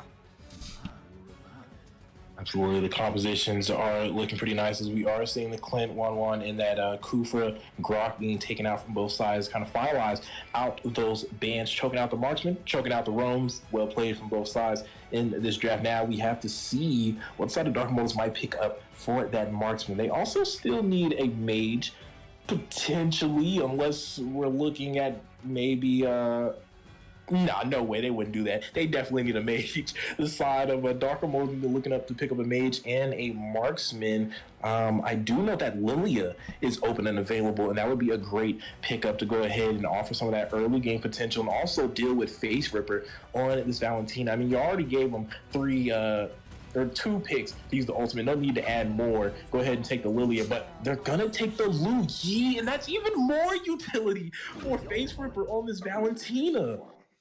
Oh man, this is interesting. Looking at this draft, and we kind of said this from Dark Immortals, they do a lot of wild card drafting. Even the last game, they took the Fanny, but they also slotted it with the Gushin, and we didn't really see them, you know, kind of operate with those two heroes at the full capability that they can provide. So looking at the draft so far, you have CC. You already had CC with the Akai. You had CC with the knockup over there from that Onward and Earth Shatter that the Edith could provide. You have Carmilla with the Curse of Blood for some group CC to top that off. And I'm not really sure Valentina is the wisest decision here. But, you know, at least what you do have is CC. If they do rush in, you can kind of group them together. But the question is, who is going to close out these kills as you're kind of relying on this Lu Yi. Maybe doing a Curse of Blood with a rush in, and then Lu Yi kind of comboing on top of the stun that Carmilla is already going to provide. But speaking of what is being provided today, Yupo is going to go ahead and lock in that Uranus for some sustainability, and Norzi over there on that Valir for the mid lane. So the question is, they have two mages on the side of the Survey Corps, and this is going to be a Valir in the roam position. Yeah, but I mean, you know, we're nothing new seeing this Valir being picked up. We've seen it being slotted here and on full of times. Speaking of things being slotted off full of times, wasn't like Julian might be picked up now, looking to opt maybe potentially for the usual, which I don't think would be a bad option, because right now currently they have nothing at all to get into the back line there, but they do need the marksman actually, indeed. So maybe a Bruno is going to be falling to the hand of Dark Immortals, but no, they're going to go ahead and opt for the Claude, which is a good pairing, right, with the links with Carmilla.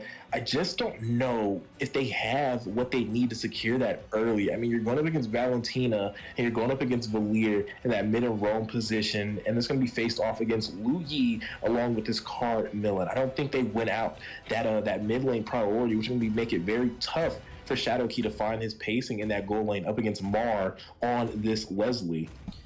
Man, oh man, both teams finalizing the draft as we are going to jump into the Land of Dawn. We've already seen the Survey Corps take game one, but now do we see a different story? Do we see Dark Immortals kind of remain in the series and take it to a game three? Let us know. Series 1, it did go to a best of 3, and I'm definitely happy for that. But looking at Game 2, I hope that we can see a similar situation as we embark into the match. 5 seconds till the enemy reaches the Absolutely, as we're heading into this match, though, we will be seeing if the side of Dark Moles can overcome this, what we may call a little bit of a draft diff. I will be interested to see how this Edith performs. Like we said, this is the first time we've seen Edith get slotted into the MLSA, so I'm looking forward to see how it matches up, especially against the Giannis, if it will be able to contest, right? We know what UPOs are going to be looking for, those deep wave cuts, maybe even looking to go for the German cut, going inside of the enemy base, maybe pulling in those waves. Speaking of pull, though, we are seeing a little bit of action in that mid lane, contesting over potentially for that with those Noris just landing some of those skill shots there on this Carmilla here on the key. We kind of pointed out about that early game. Going to be a hard time for them, as the Lit, though, is going to go ahead and get picked up by TSC ahead of any potential clashes. Right now, we are seeing Yupo getting slightly edged out, potentially as far as the trade, but with that pass, we're going to win out some of that HP. Nor applying that pressure to Key, though, going to find the stun. Now, possibly going in to find a kill as well, using that burst fireball, able to connect, but unable to secure the kill. And a little bit of that yin yang at its finest over there by Franco for the CC on Lu Yi. Now, looking at the bottom lane, we are seeing two late game marksmen, but gotta give it to Mar. We know he's the American sniper, and what better marksman to use than the ultimate sniper. But speaking of fights, double kill on the top side. Neyman able to secure a kill over on Omsim, and over there on Aya's #1 fanboy, still going in for some additional kills though. Can he get the triple? Nor is he able to take a kill over there on that Valir, and down goes Key. 3-0 unanswered in favor of the Survey Corps. Only 2 minutes in. 2 minutes in, and TSC already pushing that tempo. We have seen them perform like this previously, right? Like to push the pace, currently up almost 2K gold, up 3 kills right now. So they are going to go ahead and start this first neutral. Nathan quickly starting to burst down this turtle with the Leomore. Norris coming out for that zoning. You do see Olsen with the heavy spin, trying to get the retribution to combo off with it, able to secure it. What a combo! Louis with the yin yang for some CC, but Shadow Stampede going in, trying to get some kills. You do see Yupo on the backdoor play, chasing down Olsen, trying to get the kill over there on that Uranus, making the most out of that sustainability. But now a little bit of an overextension may be costly. Is trying to push back Key, trying to go ahead and get that stun. Franco rushing in, trying to get some additional CC. A little bit of a knockup with that Earth Shatter, and it looks like he is going to be able to escape with just a smidge of health. Man, oh man, a huge start for the side of the Survey Corps, not afraid to take that good fight, and it's definitely leaning in their favor. Absolutely, and a huge nod to this Valir pick. Ooh, speaking of nods there, gotta tip that hat as Yupo does fall to the Edith in the top lane. Not expecting that in that matchup, but hey, we didn't expect to eat it either. But that Valir doing a good job so far, right? We did see him zone off 3 members there. The frontline capability of Dark Immortals kind of being met by the fiery inferno that is Nori. Speaking of things meeting, we are seeing some of these components lead to items as Leslie Marr is going to connect and find that Berserker's Fury. Has no boots right now, but in the top lane. You do see Face River getting a kill onto Eye's #1 fanboy. Down goes this Edith, this wildcard pick that we've been talking about, kind of keeping our eye to see how it performs. But speaking of performance, a clash onto Norzi in a bad situation, gets the stun on Shadow Key, uses the flicker, uses the burst fireball, but not enough to stop Dexter and Claude, and they do secure that kill. Now 4-2 in the hands of the Survey Corps, leading in terms of kills. Leading in terms of kills, but also we need to lead into the item check again. We do see Shadow Key has picked up that Demon Hunter sword. Both marksmen picking up a little bit of a spike there. It is interesting to know, right? Normally the Leslie picks up the Windtalker, but Mar is so confident right now. Is going and picked up Berserker's Fury, going to opt right in for the damage. So both marksmen, you could technically say, are a little online right now. Additionally, we have seen, right, the Leomort has picked up the Hunter Strike, also skipping over the boots, going for that penetration damage. Speaking of damage, though, you do see a possible kill on the way. Nate Man getting a kill on the Key, getting a double kill onto Franco. Down goes Luigi. The heavy spin by Omsim in the tower, able to escape using that heavy spin at its finest. But down in the bottom lane, Shadow Key left unchecked is going to go ahead and possibly strip this gold lane down. Turtle is in full effect, and Nate Man, wasting no time, is going to go ahead and pull the aggro and try and take this neutral objective. Over on the top side, though, we are seeing a match between Yupo and Aya's #1 fanboy, the Edith versus the Uranus. But the question is, who will win this fight? And we are seeing the Edith kind of 1-2-0 right now, having a slight harder time. Nate Man able to secure that turtle with the retribution. Lu Yi getting the CC on the Norzi. Key on the class, trying to get a stun, unable to close the distance, and Rainer connecting on to Key, a bullseye, in fact, twice. Like we said, Mar, the American sniper, not missing a bullet, and we know time and time again he makes it look like it's target practice out there in the land of the Dawn. Oh, they just don't. The heavy aggression on the gold lane, and that's what you want to do. Take out Shadow Key. He's the marksman, the late game marksman on Claude. We know Leslie's a direct counter, and they're definitely make it work in their favor for the side of the Survey Corps. Definitely in their favor right now if you're Survey Corps. Up 4K gold right now. Speaking of ahead, right now we are seeing Yupo, a little bit of a cut there, but might be getting cut out. You do see Osem on the chase, trying to take advantage of that low HP, trying to get a pin on the wall, but able to secure 2 stuns on that wall on Face Ripper and Yupo, but at what cost? The Shadow Stampede goes in, takes out Franco on that Lu Yi. Just a little bit of misplacement, and down goes the Mage. And speaking of down, you do see the Earth Shatter for a little bit of knockup. Oh my goodness, not able to get a kill with that Primal Wrath either, and it looks like TSC is going to be able to secure that kill and also secure that tower in the XP lane. It did secure that tower, but speaking of secure, we're seeing some more items get picked up by the side of TSC. Malefic Roar falling into the hands of Nateman, going to do a lot of damage to that 3-man front line of Dark Immortals, along with that Hunter Strike. Still hasn't picked up the boots, has been opting in for some of these core items. Speaking of core items, Valir has now picked up that Ice Queen wand, also going to do a lot of harm to the front line of Dark Immortals. Speaking of harm to the front lines, you do see a contest for that blue buff, able to secure a heavy spin by Osem to try and get a pin on the wall to Nateman, and able to escape with barely any HP. Key in a bad situation though. Face Ripper using Valentina IMU to try and do that heavy spin as well. Nateman able to get the kill on top of it.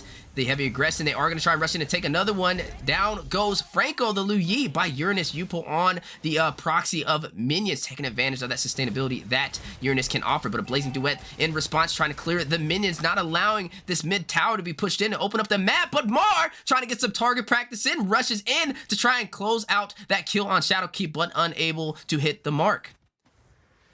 Unable to hit the mark, but a little more scuffle in the jungle. You do see Edith going in with that Primal Wrath, but quickly taken down by Face Ripper, using it against him with the IMU. And this is what we said, Valentina definitely being a key factor in today's game. But speaking of the game, Yupo getting a kill on to Key as they are fighting over on the red buff for the side of Dark Immortals. Heavy spin by Osem, trying to get a pin on Yupo on the wall to provide a possible kill. Lu Yu trying to go in with the Yin Yang CC, unable to hit Yupo though, and he does escape. Nateman using the Shadow Stampede trying to secure kill. You do see the Blazing Duet going in, but Mar quickly stopping him. The American sniper kind of loading up those bullets with some extra firepower. But on the top side, the Primal Wrath activated by IS #1 Fanboy, not able to really do anything with it. But man, oh man, is the side of Dark Immortals falling like flies right now, and the map is opening up for the side of the Survey Corps as they push in this middle tower.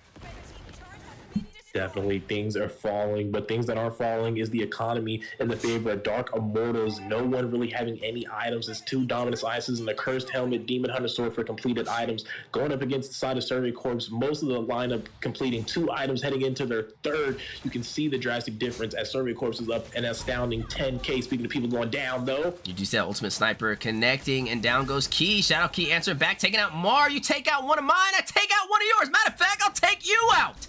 A little bit of an answer, but heavy spin on the wall for a pin over on the bottom side though. Lu Yi caught in a bad situation, forced to retreat, and Nateman not allowing her to escape, quickly uses that Shadow Stampede for that execution. But in the mid lane, you do see Norzi over there on that Valir Roam trying to put some pressure in, but decides to disengage. Lord has spawned in. Definitely this match is leaning into the favor of the Survey Corps. We know they already have 1 win in their favor. They have the momentum, they have the drive, and it looks like they are again trying to close this out with the early finish and take this series.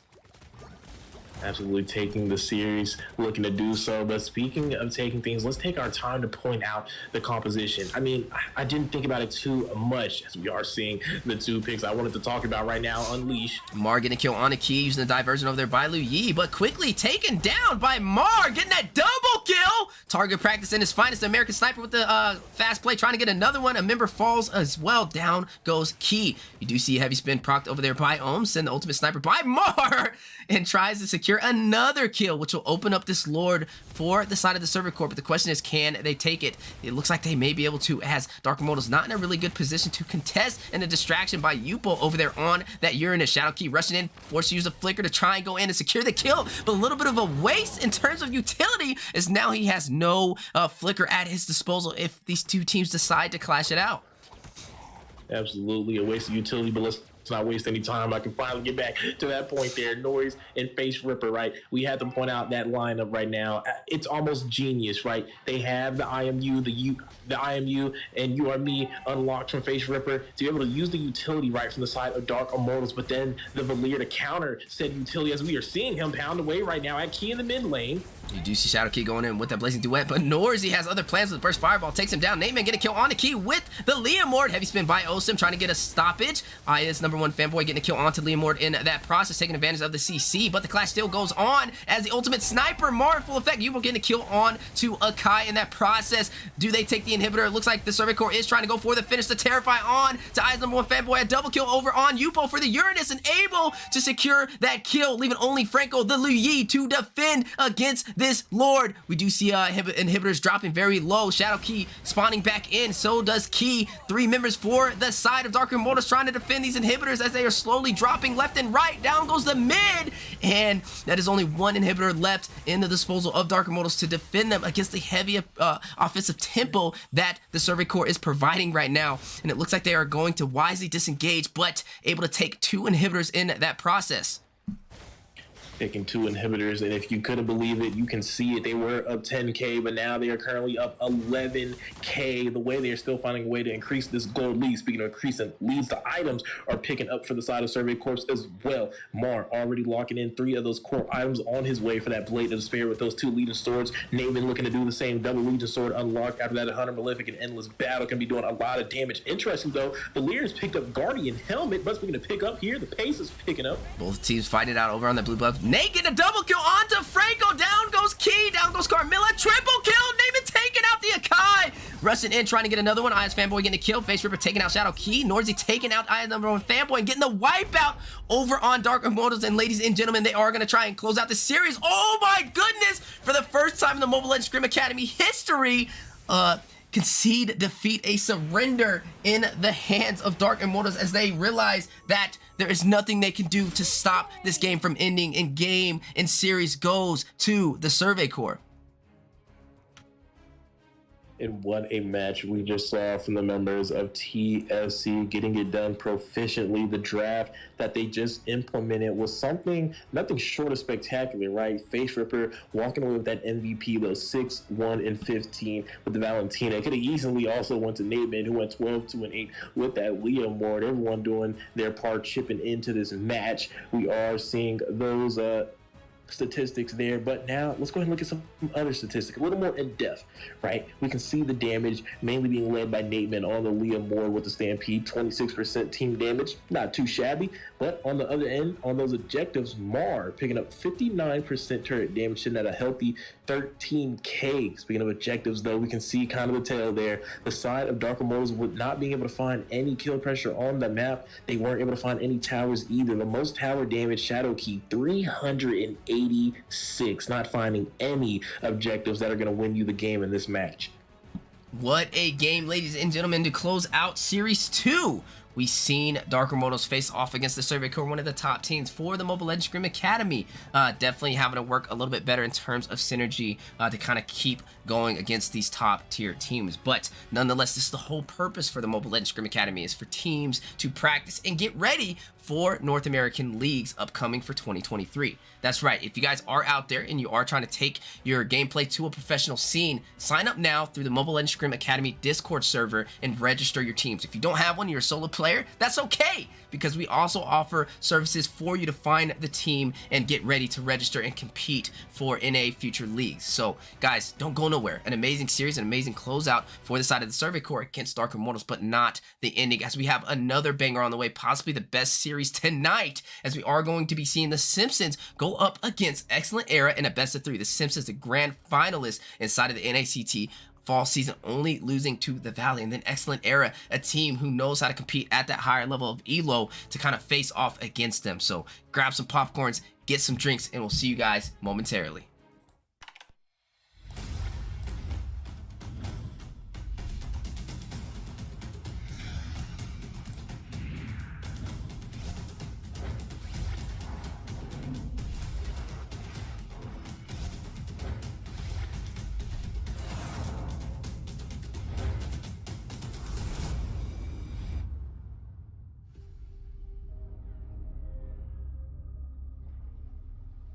The sky is so vast, isn't it? My little flare. Papa? Can you reach the sky and ignite the stars?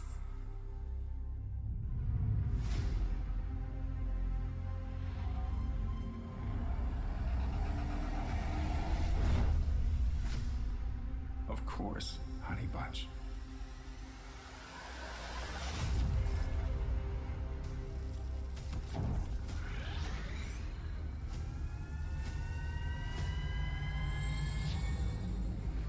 Papa never returned home. He's among the stars now. But what about me?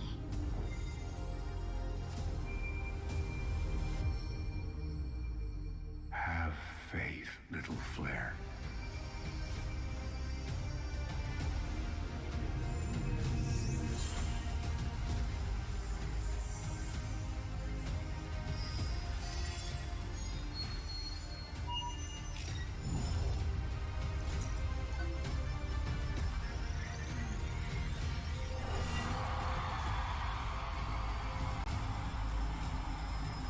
Now this is a wonder to behold.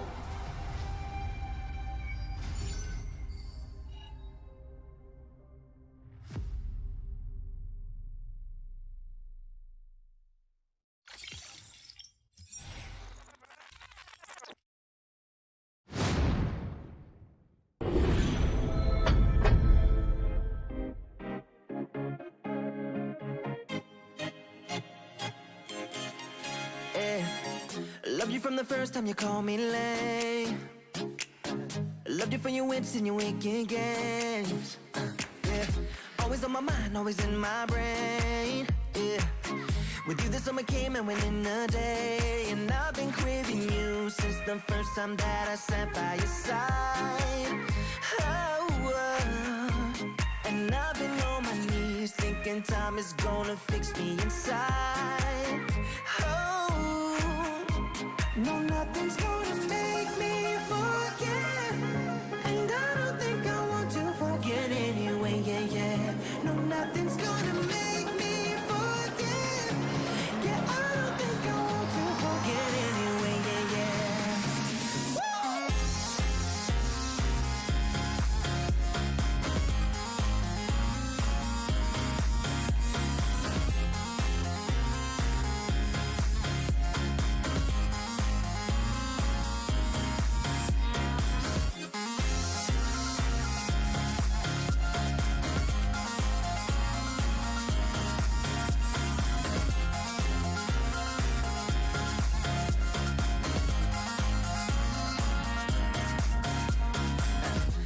Being in when you're miles away, yeah. You can make it shine when the whole world rains. Always on my mind, always in my brain. With you the days are long and the nights are late, and I've been craving you since the first time that I sat by your side. Ooh, and I've been on my knees thinking time is gonna fix me inside. No, nothing's gonna make me forget, and I don't think I want to forget anyway, yeah.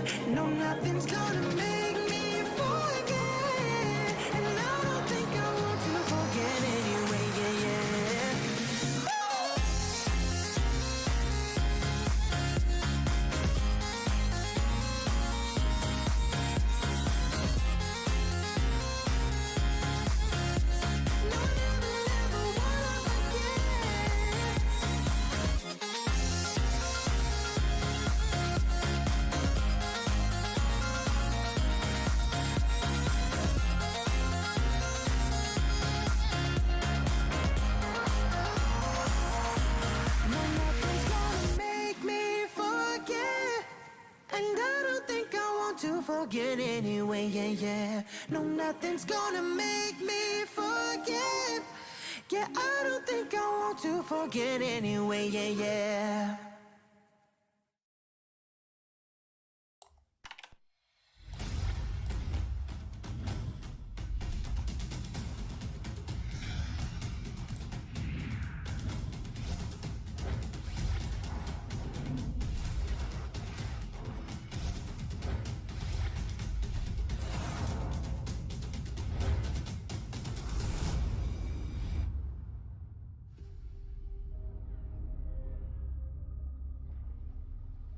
The sky is so vast, isn't it? My little flare. Papa? Can you reach the sky and ignite the stars?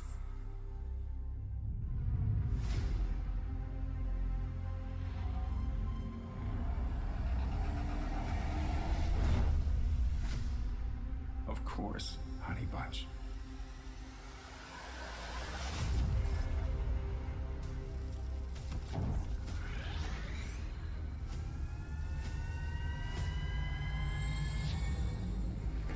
Papa never returned home. He's among the stars now. But what about me?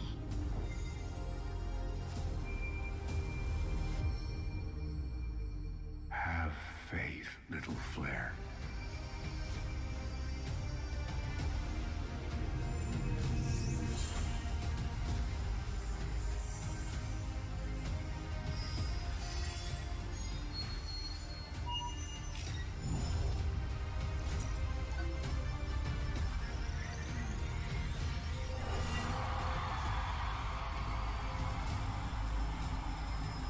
Now this is a wonder to behold.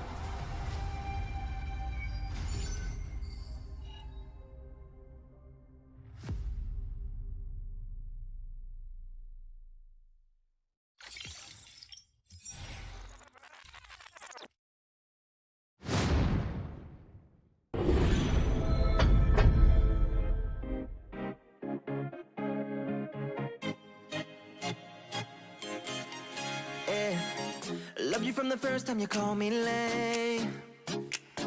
Loved you for your wits and your wicked games. Yeah. Always on my mind, always in my brain. Yeah.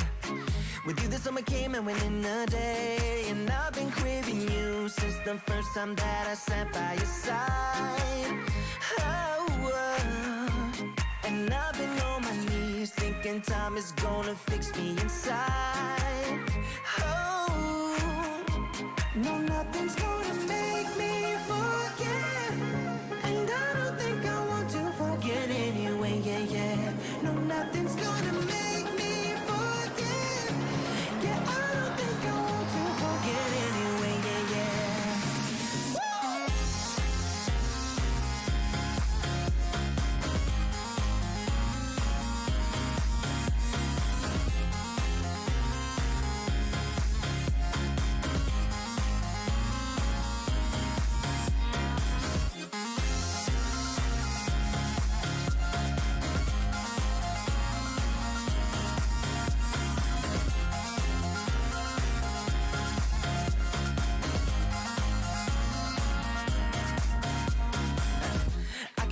When you're miles away, yeah. You can make it shine when the whole world rains. Always on my mind, always in my brain. With you the days are long and the nights are late. And I've been craving you since the first time that I sat by your side. Ooh, and I've been on my knees thinking time is gonna fix me inside.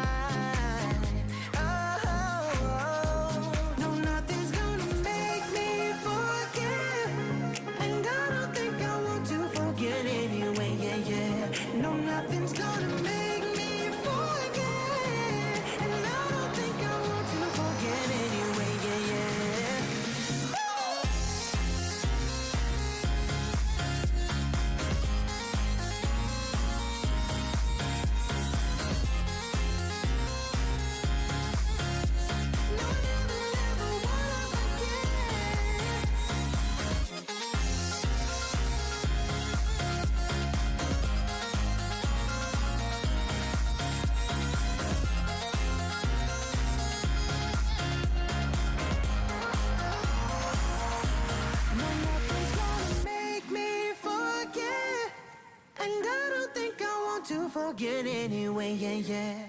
No, nothing.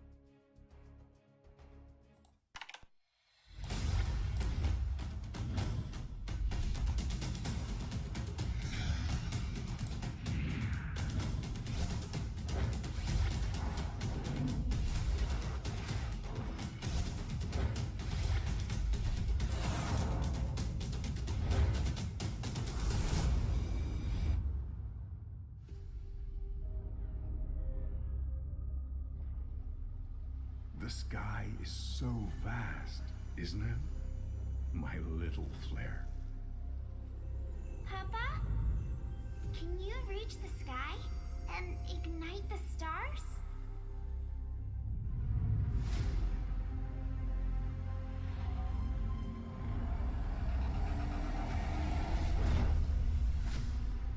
Of course, Honey Bunch.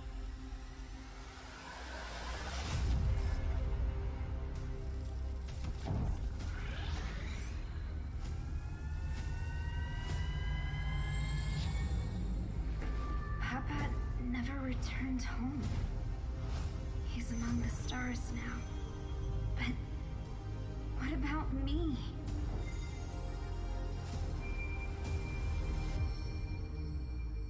Have faith, little flare.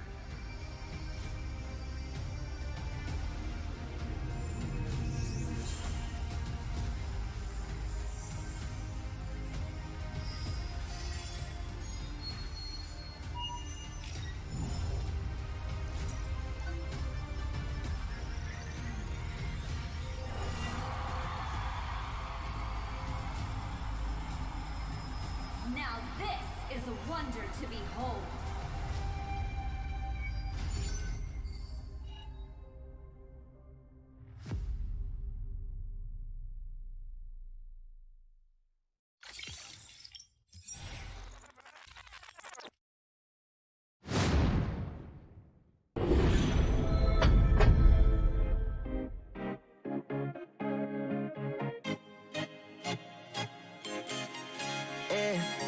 Loved you from the first time you called me lame. Loved you for your wits and your wicked games. Yeah, always on my mind, always in my brain. Yeah, with you the summer came and went in a day. And I've been craving you since the first time that I sat by your side. And I've been on my knees thinking time is gonna fix me inside. No, nothing's gonna make me forget. And I don't think I want to forget anyway, yeah, yeah. No, nothing's gonna make me forget. Yeah, I don't think I want to forget anyway, yeah, yeah.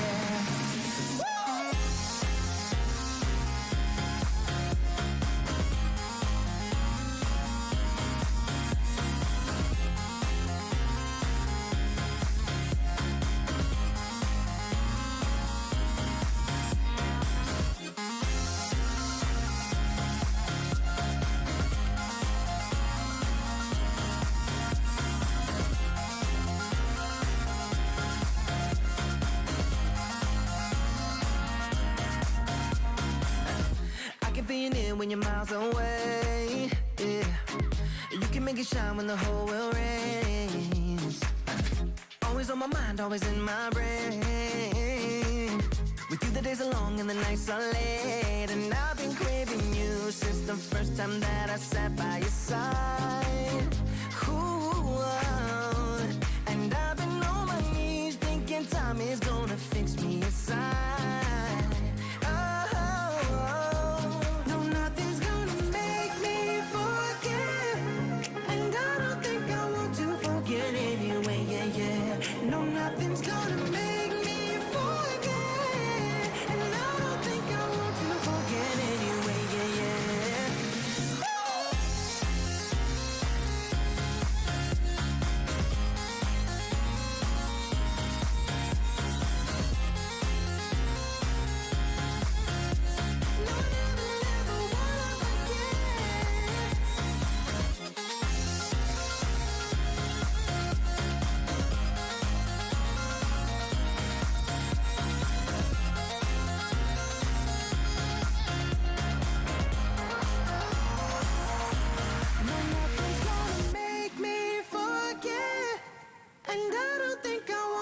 forget anyway, yeah, yeah. No, nothing's gonna make me forget. Yeah, I don't think I want to forget anyway, yeah, yeah.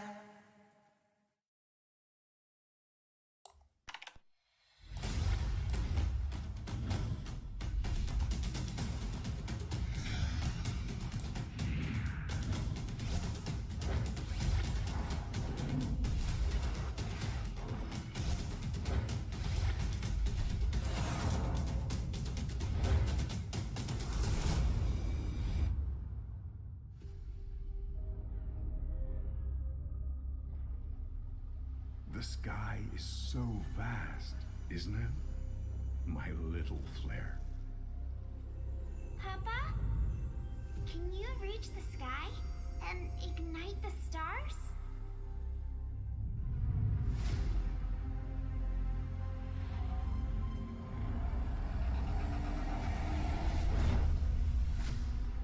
Of course, honey bunch.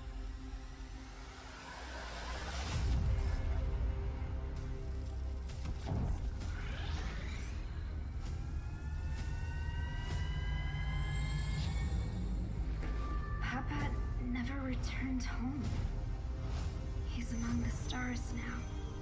But what about me?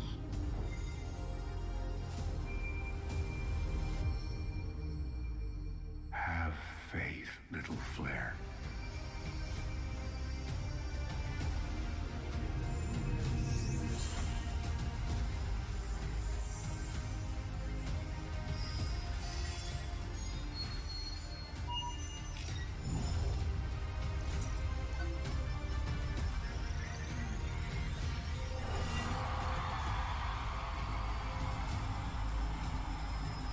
Now this is a wonder to behold.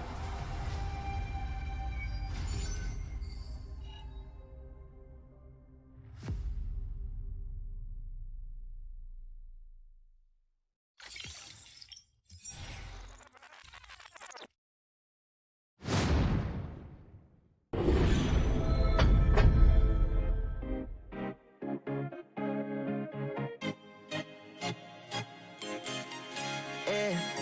Loved you from the first time you called me lame. Loved you for your wits and your wicked games. Yeah. Always on my mind, always in my brain. Yeah. With you the summer came and went in a day. And I've been craving you since the first time that I sat by your side. And I've been on my knees thinking time is gonna fix me inside. No, nothing's gonna make me forget. And I don't think I want to forget anyway, yeah, yeah. No, nothing's gonna make me forget. Yeah, I don't think I want to forget anyway, yeah, yeah.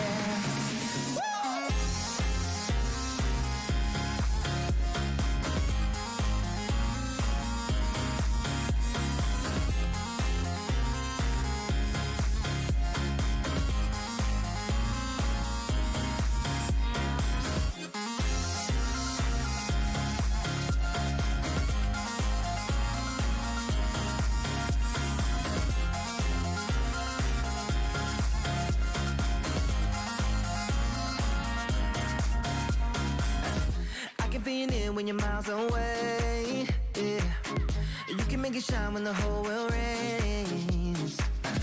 Always on my mind, always in my brain. With you the days are long and the nights are late. And I've been craving you since the first time that I sat by your side. Ooh, and I've been on my knees thinking time is gonna fix me inside.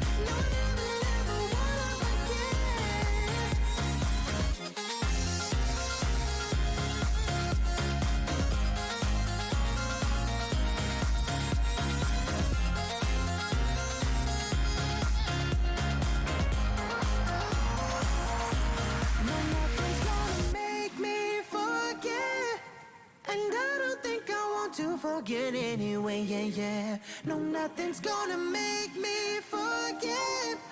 Yeah, I don't think I want to forget anyway, yeah, yeah.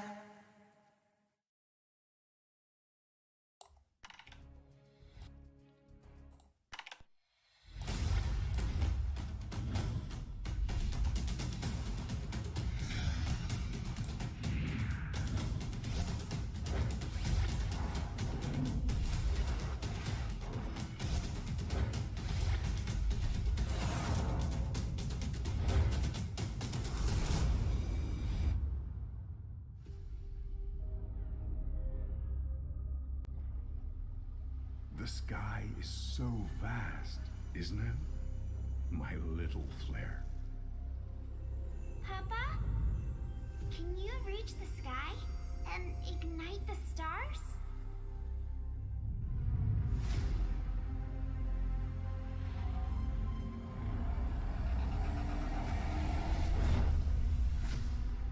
Of course, honey bunch.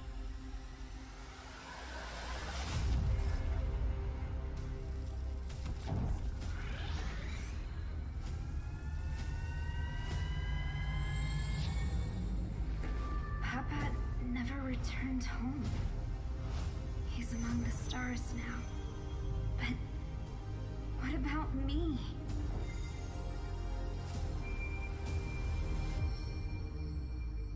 Have faith, little flare.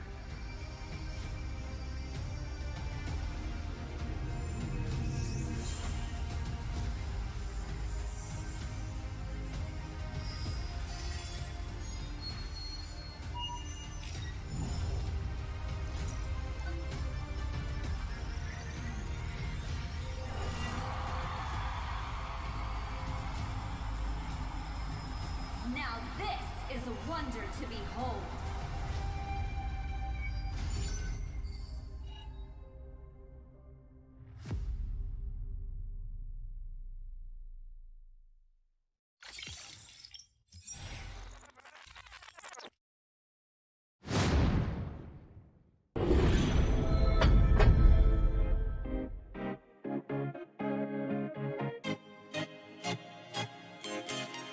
Yeah.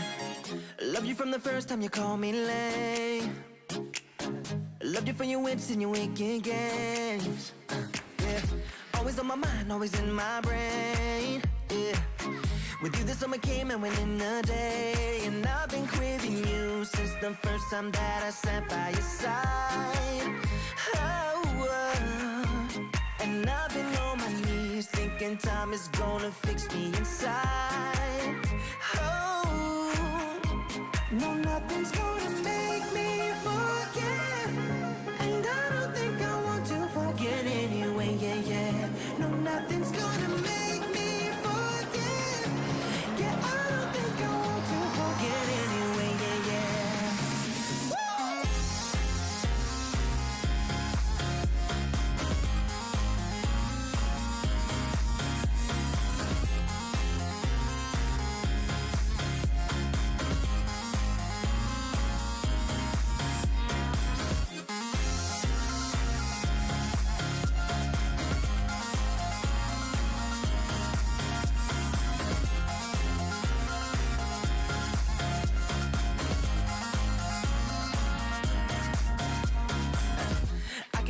When you're miles away, yeah. You can make it shine when the whole world rains. Always on my mind, always in my brain. With you the days are long and the nights are late. And I've been craving you since the first time that I sat by your side. Ooh, and I've been on my knees thinking time is gonna fix me inside. No, nothing's gonna make me forget. And I don't think I want to forget anyway, yeah, yeah.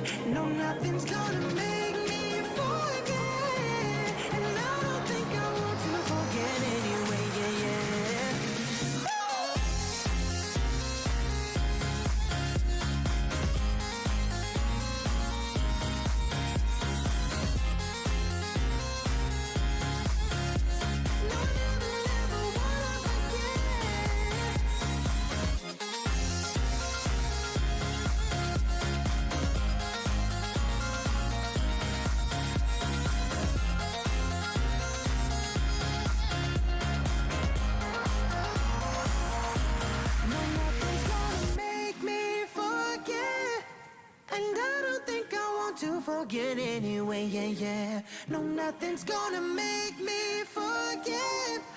Yeah, I don't think I want to forget anyway, yeah, yeah.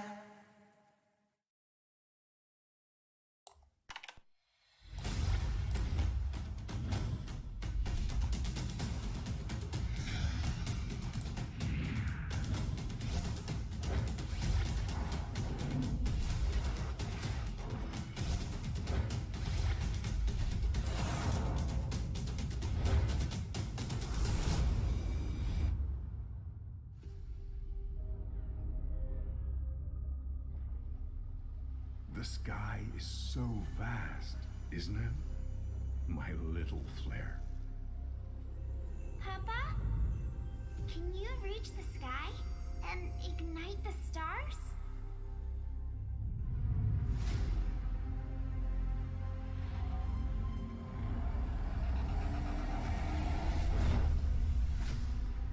Of course, honey bunch.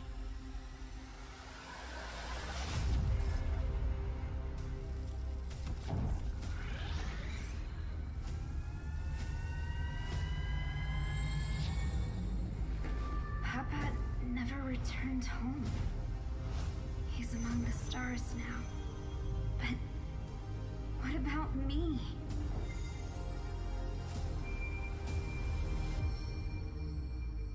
Have faith, little flare.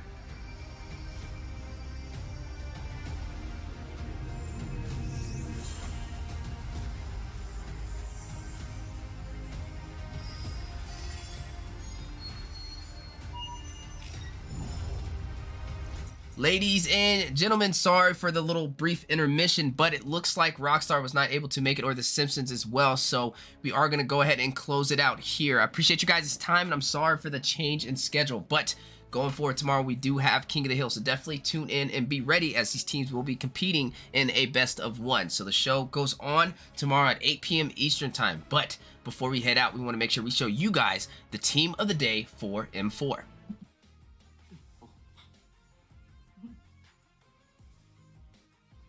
Onyx Esports. It'll be Onyx Esports of Indonesia for Group B.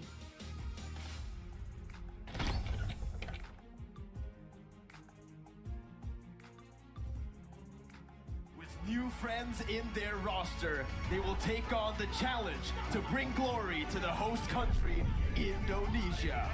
Coming from their MPLI 2022 victory, Onyx Esports.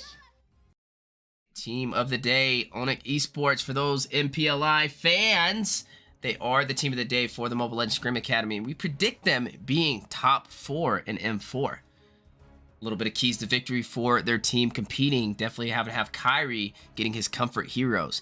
Contest Beatrix and Candida, able to slot that in, will definitely increase their chance of winning. Focus on wave management and focus on the objectives.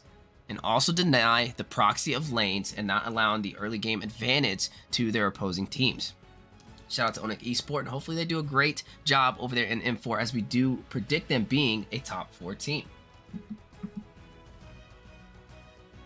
Thank you, Wheezy. Definitely our prediction, but we're not going to leave you to guess on a champ to use, because we are here with the hero of the day, Kaja, coming into the land of the dawn, rising super fast up to the top of the meta, being able to get it done in all aspects in the jungle, the roam, and the XP. And we have those builds here for you down there for the jungle. We're going to go ahead and lock in those tough boots, cursed helmet, guardian helmet, antique caress, Radiant Armor, and Oracle to go ahead and provide you a nice, decent jungle build. Also with the jungle emblem up there, nice and present. Go ahead and get your screenshots going. And then for the XP as well, go ahead and take in those tough boots, the Dominance Ice Oracle, Antique Caress, Fleeting Time, and also that Radiant Armor. You're going to pair that up with that support emblem, with that pull yourself together pathing and setup, and that will provide you 2 ways to go ahead and play the man, as well as you would take the flicker or the retribution for either of those roles. That's going to close out our hero of the day segment.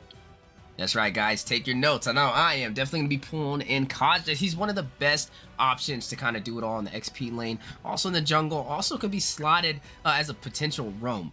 But that is going to close out to the today, guys. I appreciate y'all stopping by. This was week 3, day 2. Got to see some amazing teams compete and definitely apply that pressure in the land of Dawn for North America. Speaking of pressure, the show goes on tomorrow, starting at 8 p.m. Eastern Time, as all of these teams are going to be competing in King of the Hill. It'll be a best of 1 with the crown weighing heavy on the team that can kind of withstand and win every single match, going as long as they can go to fight that fight. As always, guys, I appreciate y'all for tuning in. This is the Mobile Legends Scrim Academy. Shout out to Coach Deku for the on-point analysis and also play-by-play casting and the breakdown on the M4 Hero of the Day. If you guys are interested in joining the MLSA Academy, make sure you guys go over and register on our official Mobile Legends Scrim Academy Discord server. We are looking for future teams, future prospects. The purpose of the MLSA is to help you guys practice for upcoming NA leagues and events. So if you guys sound like that's up your alley and you want to perfect your craft, reach out to us, register on the Scrim Academy Discord server, and get ready to fight in the land of the Dawn. As always, guys, my name is Wheezy. I'm your host, and I appreciate you guys being here today. See you guys tomorrow, 8 p.m. Eastern Time. Peace!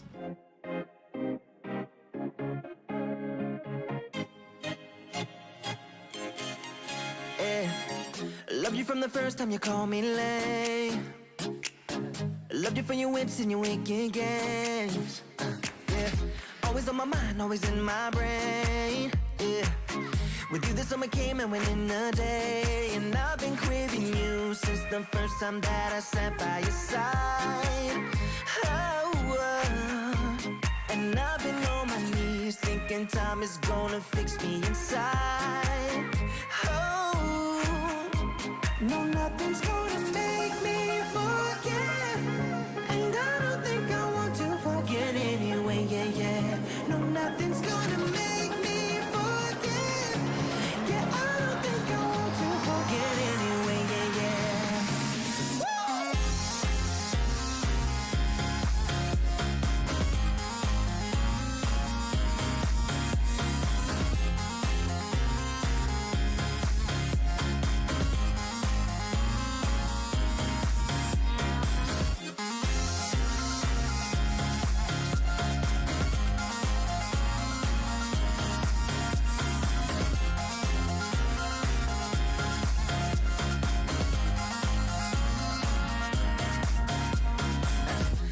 Feel it when you're miles away, yeah. You can make it shine when the whole world rains. Always on my mind, always in my brain. With you the days are long and the nights are late, and I've been craving you since the first time that I sat by your side. Ooh, and I've been on my knees thinking time is gonna fix me inside. No, nothing's gonna make me forget, and I don't think I want to forget anyway, yeah.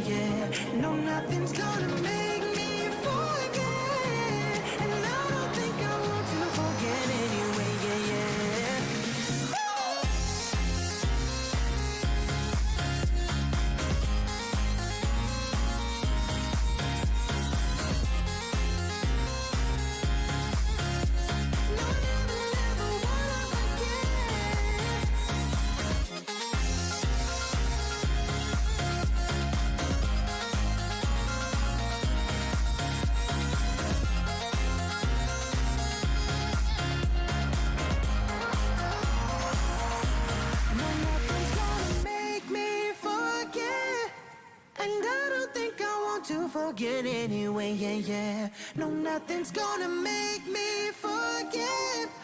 Yeah, I don't think I want to forget anyway, yeah.